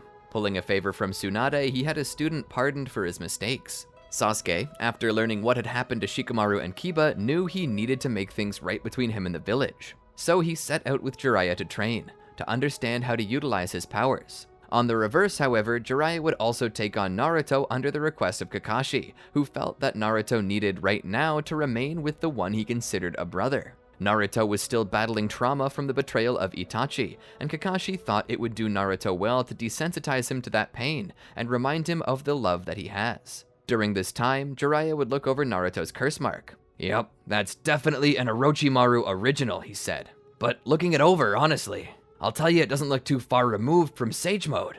"Sage Mode?" Naruto asked. "Yeah, Sage Mode, though yours is more like Sage Transformation. Sage Mode is a powerful technique in which one pulls in the chakra from nature into themselves. It allows the user to fight with a greater increase of power. Honestly, if you gain Sage Mode, it might help you ward off Orochimaru's influence from this, might even nullify it." Naruto thought about it. Due to what Jiraiya had said, Naruto decided that he would take on the trials of Sage Mode and asked what to do. "Well, what you should do is travel to one of the various Sage regions. There are 3 great ones that each of the Sannin trained at. Considering the type of Sage abilities you're displaying, I'd suggest heading to Ryuchi Cave." Naruto nodded in understanding. Jiraiya continued. "A word of warning though, the snakes of Ryuchi Cave don't take kindly to visitors. For you to gain an audience with the White Snake Sage, you'll need to pass some tests. If you fail any of them, you'll be rejected and attacked by the snakes who will consume you." Naruto seemed startled by that. "Is there any other Sage Mode I could learn?" Jiraiya thought about it. "I don't know much about the sages of Shikotsu Forest, but that would be another place to try. As for the Toad Sages of Mount Myoboku, you could try them, but you should realize that the only sage area that offers a sage transformation would be Ryuchi Cave. That cave in particular is one of the better places for you to train, as it'll help you overcome your curse mark's control. If you don't wish to do it, I understand. But if you complete it, you'll be one very large step closer to surpassing your brother and defending yourself via attacks." Naruto thought about it deeply. "You gotta risk it to get the biscuit," Jiraiya said. "It's your choice." In the end, though, Naruto realized that what Jiraiya said was true, and he decided to visit the cave. Following a map that Jiraiya had given him, Naruto reached the cave all by himself and entered. As soon as he had, though, he was greeted by a snake in human form. The snake told Naruto that he needed to pass 3 tests based on the concepts of mind, body, and spirit. The test of spirit was a test to see if they could slow him down and get him to indulge in their pleasures, such as a vast banquet, each piece of food laced with enough poison to kill an elephant. But Naruto knew better than to trust a snake and refused it, inadvertently passing the first test without knowing. The second test was the test of the mind. It came in the form of a riddle. "I have a mouth, but do not eat. I twist and turn, but I never move. I have a voice, but it's not mine. Darker than night, this I can prove. What am I?" I'll actually give you guys a second to pause the video and come up with the answer yourself. If you can solve it, you might be worthy of being a snake sage yourself. Leave your answers in the comments and see if you're right. Naruto thought about it. "I have a mouth, but do not eat. Twist and turn, but never move. Have a voice, but it doesn't own the voice, and is darker than the night." Naruto was doing everything he could to answer the riddle. The snake smiled nefariously at the idea that Naruto might fail. "Time's running out, human. I require your answer now." Naruto shook his head. "Give me more time. I need to think." The snake approached. "Time's up. You fail." "No, stop," Naruto said as he stepped back. He then thought about it with a smile, hearing his voice move out and come back to him. "I know the answer." The snake looked at him skeptically. "What is it then?" Naruto then spoke. "It's a cave." The snake hissed in anger and turned around, beginning to walk away. "Did I solve it?" The snake looked back. "Yes, but it was a lucky guess. You won't survive the next test." The snake brought him forward. As they did, they entered the presence of the snake sage herself. Naruto offered a humble bow of honor. "Your Majesty, I'm humbled by your presence." The snake sage didn't know whether to smile at the flattery or sneer at the possible sarcasm. "He has passed the test of spirit and the test of mind." "Wait, I passed the test of spirit?" Naruto asked. Nobody answered. "All that remains is the test of body." The white snake sage looked over with a smile. "This means a contest of strength. Bring forward my champion." A caged cave opened up, and from within came a red serpent with a hood like that of a cobra. "This is the most hateful and enraged snake among us. Garaga." The snake came out hissing. "Is that a human I smell?" he asked. "Another victim." Naruto grew nervous when he saw Gattaga come out of the cave. You will face Gattaga in battle. If you defeat him, I will give you a chance to take in our sage chakra.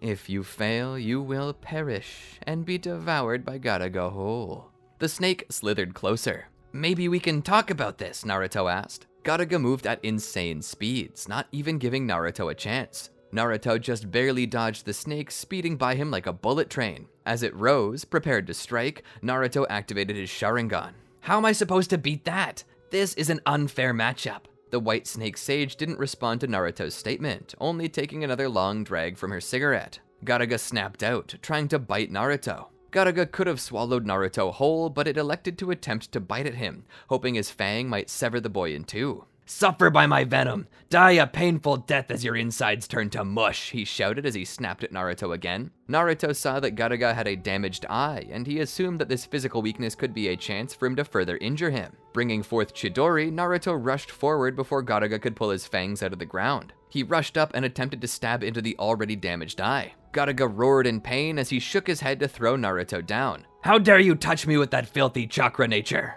I will eviscerate you! Gattaga rushed over quickly to further harm Naruto, but Naruto, knowing he would need more strength, activated his Curse Mark of Heaven. Activating another Chidori, he waited until Gattaga was close. He then jumped up into the air and came down upon the snake's head, smashing him into the ground. Gattaga was stunned by the impact for a moment. At that moment, the white snake sage rose up in surprise. As Naruto stood there, Gattaga got up and shook Naruto loose, throwing him to the ground. He turned to harm Naruto again until the white snake sage canceled the match. Gattaga, enough! Gattaga attempted to ignore the white snake sage though, only for her to command him with her imposing presence and a glare that stopped him in his tracks. Back to your cell, now, she demanded. Gattaga had no choice but to obey. The sage slithered down to Naruto.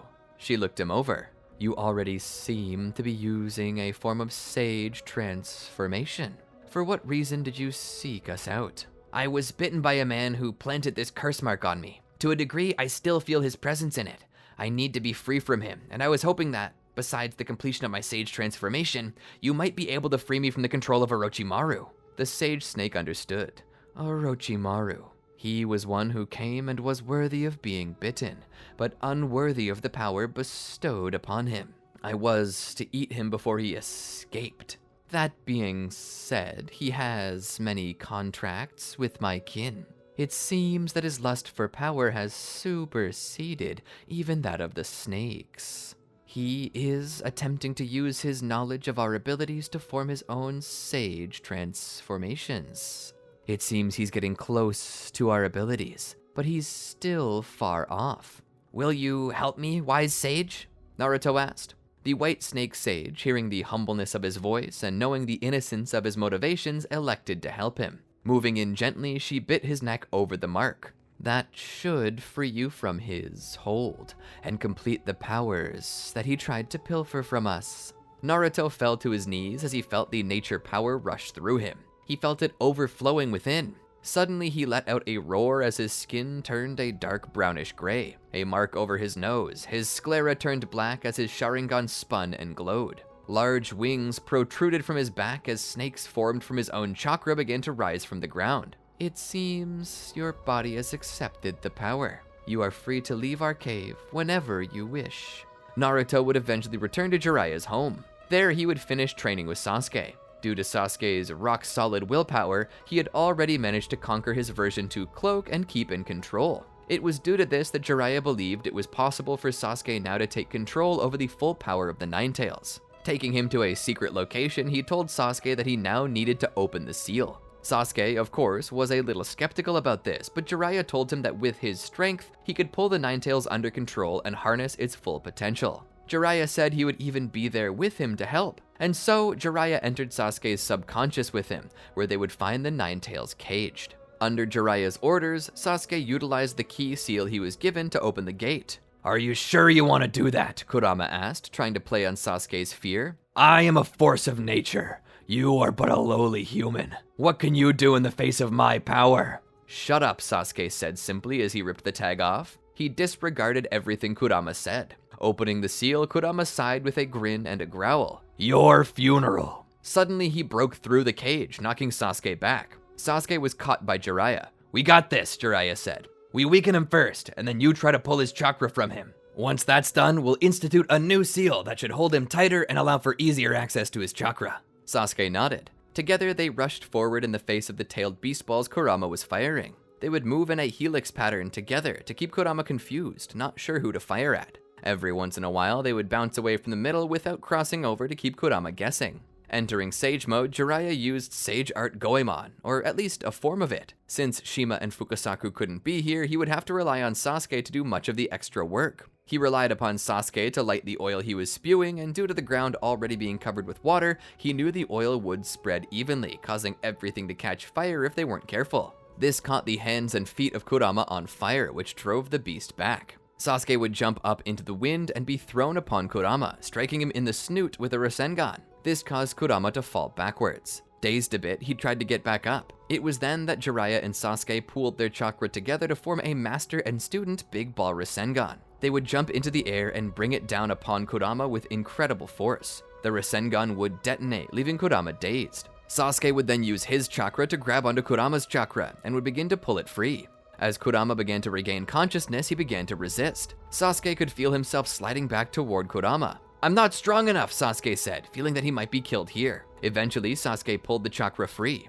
As soon as they did, Sasuke felt his body radiating with a golden light. Immediately, before Kurama could regain his strength, they placed another seal on him. Sasuke would awaken in full control of the Nine Tails' power. It was here that Jiraiya finally counted both Sasuke and Naruto's training as truly complete. Returning them to the village, they would be welcomed back by their team, that being Sakura and Kakashi. Sakura had truly grown since the last time they had seen her, and Sasuke found himself enamored by her beauty more and more. But during this time, the Akatsuki were not dormant. They continued with their objectives. As the One-Tail, Shukaku, eventually regenerated, the Akatsuki quickly laid claim to him before Tsunagakure could do so. And when Hidan and Kakazu killed a monk from the Fire Temple, Naruto and Sasuke would go out after them with Asuma Sarutobi. It was around this time that Naruto got a mysterious letter with the mark of a Mangekyo Sharingan on it. As soon as he saw it, he knew who it was from. Opening the letter, his worst fears were met when he saw that it was from Itachi. It bid Naruto to come to the Uchiha hideout for their final battle, but Naruto was panicking. "I don't have the Mangekyo Sharingan yet!" Sasuke would pat Naruto on the shoulder.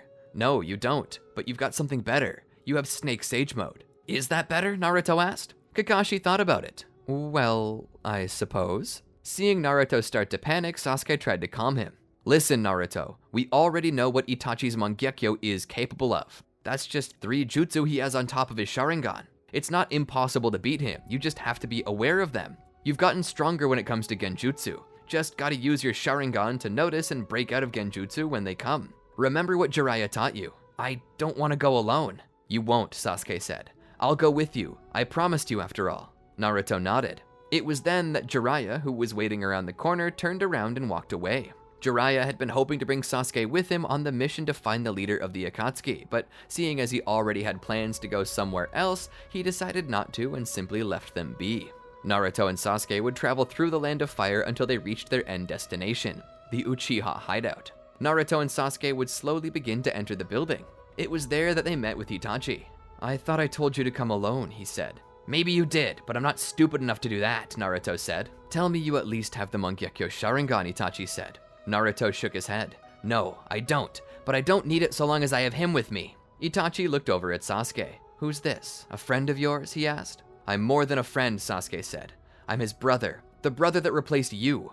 "Ah, so there is a chance I might get you to awaken your Mangekyo Sharingan after all." Naruto grew defensive, ready to step between Sasuke and Itachi. Itachi stood. Sasuke proceeded to lower his gaze as to not make direct eye contact. So long as he did that, he knew he could count himself out of experiencing Tsukiyomi. As Itachi drew closer, Naruto and Sasuke grabbed their kunai, ready to defend. Itachi started out by casting a Materasu, but due to Sasuke and Naruto's speed increases given to them by their enhanced forms, they were able to dodge this. Rushing around different sides, Sasuke and Naruto attempted to flank him, but Itachi responded by jumping and throwing shuriken in both directions, something that Naruto avoided but struck Sasuke in the shoulder. He pulled the shuriken out of his flesh and prepared to continue his assault. Taking on his version 2 cloak, Sasuke began to move in closer. The hard shell, he hoped, would protect him from a Materasu if it were to be cast. Naruto also utilized his curse mark Sage mode, growing out his wings and taking up the form of chakra snakes around him. Being hounded by them both, Itachi found Sasuke and Naruto to be true threats, and as they ganged up on him, Itachi knew he needed to make room. He had been hoping to save this for later, but he revealed it then and there. His Susanoo. The massive armored chakra avatar rose up from the ground and pushed through the roof, throwing Sasuke and Naruto up. They rolled away as the light of day touched upon them. Sasuke was the first one up as Itachi drew closer. Sasuke tried to smash through the Yata mirror, but the shield was too strong. Itachi pushed Sasuke back before trying to seal him into the blade of Totsuka. Sasuke took evasive maneuvers, zigging and zagging, attempting to get away from the blade. As Itachi kept Sasuke on the run, Naruto finally came back to his senses and rose from the ground. He rushed back into battle, trying to smash through the Susanoo as well. He would try to come back around to aid Sasuke, but the Susanoo would push them back with its shield before smashing the ground, sending them flying. This technique, Naruto. This technique is why you require the Mangekyo Sharingan to even stand a chance against me. Without a Susanoo, you can never hope to smash through. You're defenseless. Sasuke stood still in his version 2 form. He's not defenseless so long as he has me with him. Sasuke rushed at Itachi, only for Itachi to catch him with the Materasu. Sasuke began to cry out as the flames began to eat into his shell. He had hoped that it might protect him from a Materasu, but no. This technique was no mere fire-style jutsu. It was hot as the sun, and as Sasuke burned, Naruto rose to his feet. As Sasuke stumbled, his body ablaze with the black flame, he fell from the roof of the building. "Sasuke!" Naruto shouted. Feeling his heart shatter, he began to believe he was back in that moment again. Itachi had just killed the only other person he could call his brother. That pain, that feeling of being robbed of one of the last people he held dear, it filled him with a new feeling for Itachi that he had never felt before due to his fear. It awakened hatred. At that moment, Naruto's eyes transformed, taking on the shape of a red, six-pointed star within his irises. Summoning his will, he manifested his own Susanoo that clashed with Itachi's. Naruto's Susanoo pulled its fist back and then pushed it forward. Itachi's Susanoo caught the fist with its shield. However, something happened that Itachi didn't expect. Sasuke's chakra snakes from his sage mode circled around his fists as the fist began to push even harder. Despite his best efforts, Itachi's shield failed. He began ripping Itachi's Susanoo apart. Itachi attempted to defend himself by raising his blade to seal Naruto's Susanoo, but Naruto gripped Itachi's arm and crushed the gourd that contained the blade. With one final strike, Itachi's Susanoo was shattered. Itachi went flying. As he did, Naruto let his Susanoo go and began to walk closer. It would be so easy just to squash Itachi like a bug now, but no, that's not what Naruto wanted. He wanted to do it personally. As he drew closer, he pulled a kunai and knelt down by the incapacitated Itachi. Itachi would smile. "I always knew you could do it." Naruto was confused. "What are you on about?" Itachi coughed, blood exiting his mouth. "You're the better shinobi out of the two of us, Naruto. A bigger talent, a bigger heart." The fact Itachi would dare speak to him about having a heart was almost comical. Naruto did not hesitate to stab Itachi in the heart. Itachi gasped. He smiled. "This is what I deserve. This is what I wanted." He smiled. Putting his hand to Naruto's forehead, he tapped it. "Sorry, Naruto. Looks like this is the end." Itachi then passed out. As Naruto sat there, he thought he'd be happy or satisfied, but he wasn't, blood mixing with tears as they ran down his face. He realized that everyone he loved had been taken from him, and now he really was the last Uchiha. But as he cried, the fatigue from battle, from his first usage of the Susanoo, kicked in. Naruto fell to the side and passed out. He would awaken later in a place he did not recognize. "Where am I?" he asked as he sat up. "You're safe here." Naruto looked over and saw a man in a mask. "Who are you?" "Call me Madara Uchiha." At that moment, Naruto noticed the ruby-red Sharingan under his mask. Out of the blue, Naruto cast a Materasu, not sure why. The man stumbled back into the shadows with a growl of pain. The man cast Izanagi to get the flames off of him. As the man came back into the light, he began to speak. He told Naruto the truth about Itachi, and how Itachi had actually sacrificed himself to save him. How he had to willingly choose the genocide of his clan to save his only brother. As these details came to light, Naruto questioned how he could trust this man and his words. The man told him that it was because he helped Itachi destroy the Uchiha. Naruto was shocked. It was then that the man began attempting to recruit Naruto to become a member of the Akatsuki, and in exchange, the man would help Naruto destroy the village. Naruto thought about it, what Itachi had done, what this man had done. Naruto knew that, if this were true, the village was at fault for the genocide of his entire clan. But at the same time, he thought about all the people who lived there and knew that he couldn't just betray them. He knew that if he told them about it, they'd be able to bring justice to the people who ordered such a thing.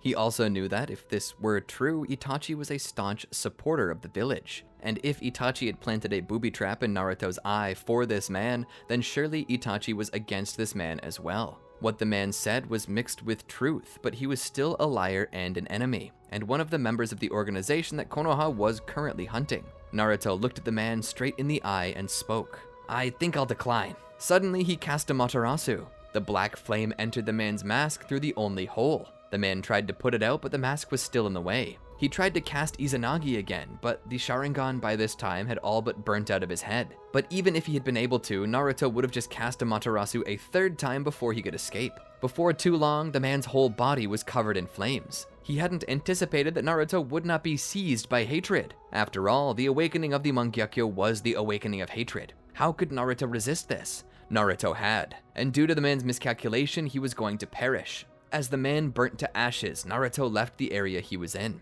He began to return to the Uchiha hideout, where the battle had taken place. Looking around the side of the building, he hoped he could at least find Sasuke's body. "I hope it didn't burn to nothing," he said. He had at least hoped to give his friend a proper burial. As he searched, though, he did discover Sasuke's body. Coming up to it, he looked down upon it as tears began to pour from his eyes. Sasuke's body was covered in burns. Naruto reached out to lift it up when suddenly he was startled by Sasuke's eyes opening wide and him gasping. In terror, Naruto stumbled back, almost casting a Materasu again in self-defense. But when he settled, he realized that Sasuke wasn't dead, just wounded. His sorrow was overcome with joy upon realizing this. But slowly, that joy turned to worry as he realized just how wounded Sasuke was. Taking him up in his arms, he would bring him back to Konoha, where he'd be admitted to the hospital. As Sasuke was treated, Naruto waited there with him. All the while, what he was told by the man still rang in his mind. To Naruto and Sasuke's surprise, they were visited by the 5th Hokage herself. It was here that she explained to Sasuke that Jiraiya had been sent to follow up a lead on the Akatsuki's leader, a man named Pain, and was discovered. Tsunade, though pained to tell him, told Sasuke that Jiraiya had been killed in battle. Sasuke didn't take it very well, nor did Naruto. Both in emotional turmoil, Tsunade decided to give them time. But before she could, Naruto spoke out about what he had been told about Itachi, how he wasn't really a traitor and how he was forced to kill the Uchiha. He demanded to know if it were true. Tsunade said she didn't know about any of this, but if it were true, and promised Naruto that if this were the case, she would bring justice to those responsible. For a time longer, Sasuke remained in the hospital, rehabilitating. Naruto stayed close by, and Sakura, who had taken it upon herself to be the primary caregiver, stayed nearby as well. Eventually, Sasuke would be released from the hospital. When they were finally free to return to their lives, they couldn't mask the hole that Jiraiya's passing had left in their hearts. They weren't given long to grieve, however, because as the days passed, Pain decided to take matters into his own hands. His village had been invaded by the Leaf, and now it was his turn to do the invading. This time, he'd have the Nine Tails. It was a relatively peaceful day, but that peace would be quickly overthrown by a sudden explosion in the middle of the village. Massive monster-like animals were summoned, a centipede, a multi-headed dog, and a bird, all possessing the pattern of the Rinnegan in their eye. All available shinobi rushed to face this new threat, including Naruto and Sasuke. When they got to the location of the attack, Naruto and Sasuke saw the enemy they'd have to face, the 6 Paths of Pain. Naruto and Sasuke realized immediately who they were and understood that this was their chance to avenge their master. "You're the ones who killed Jiraiya," Naruto shouted.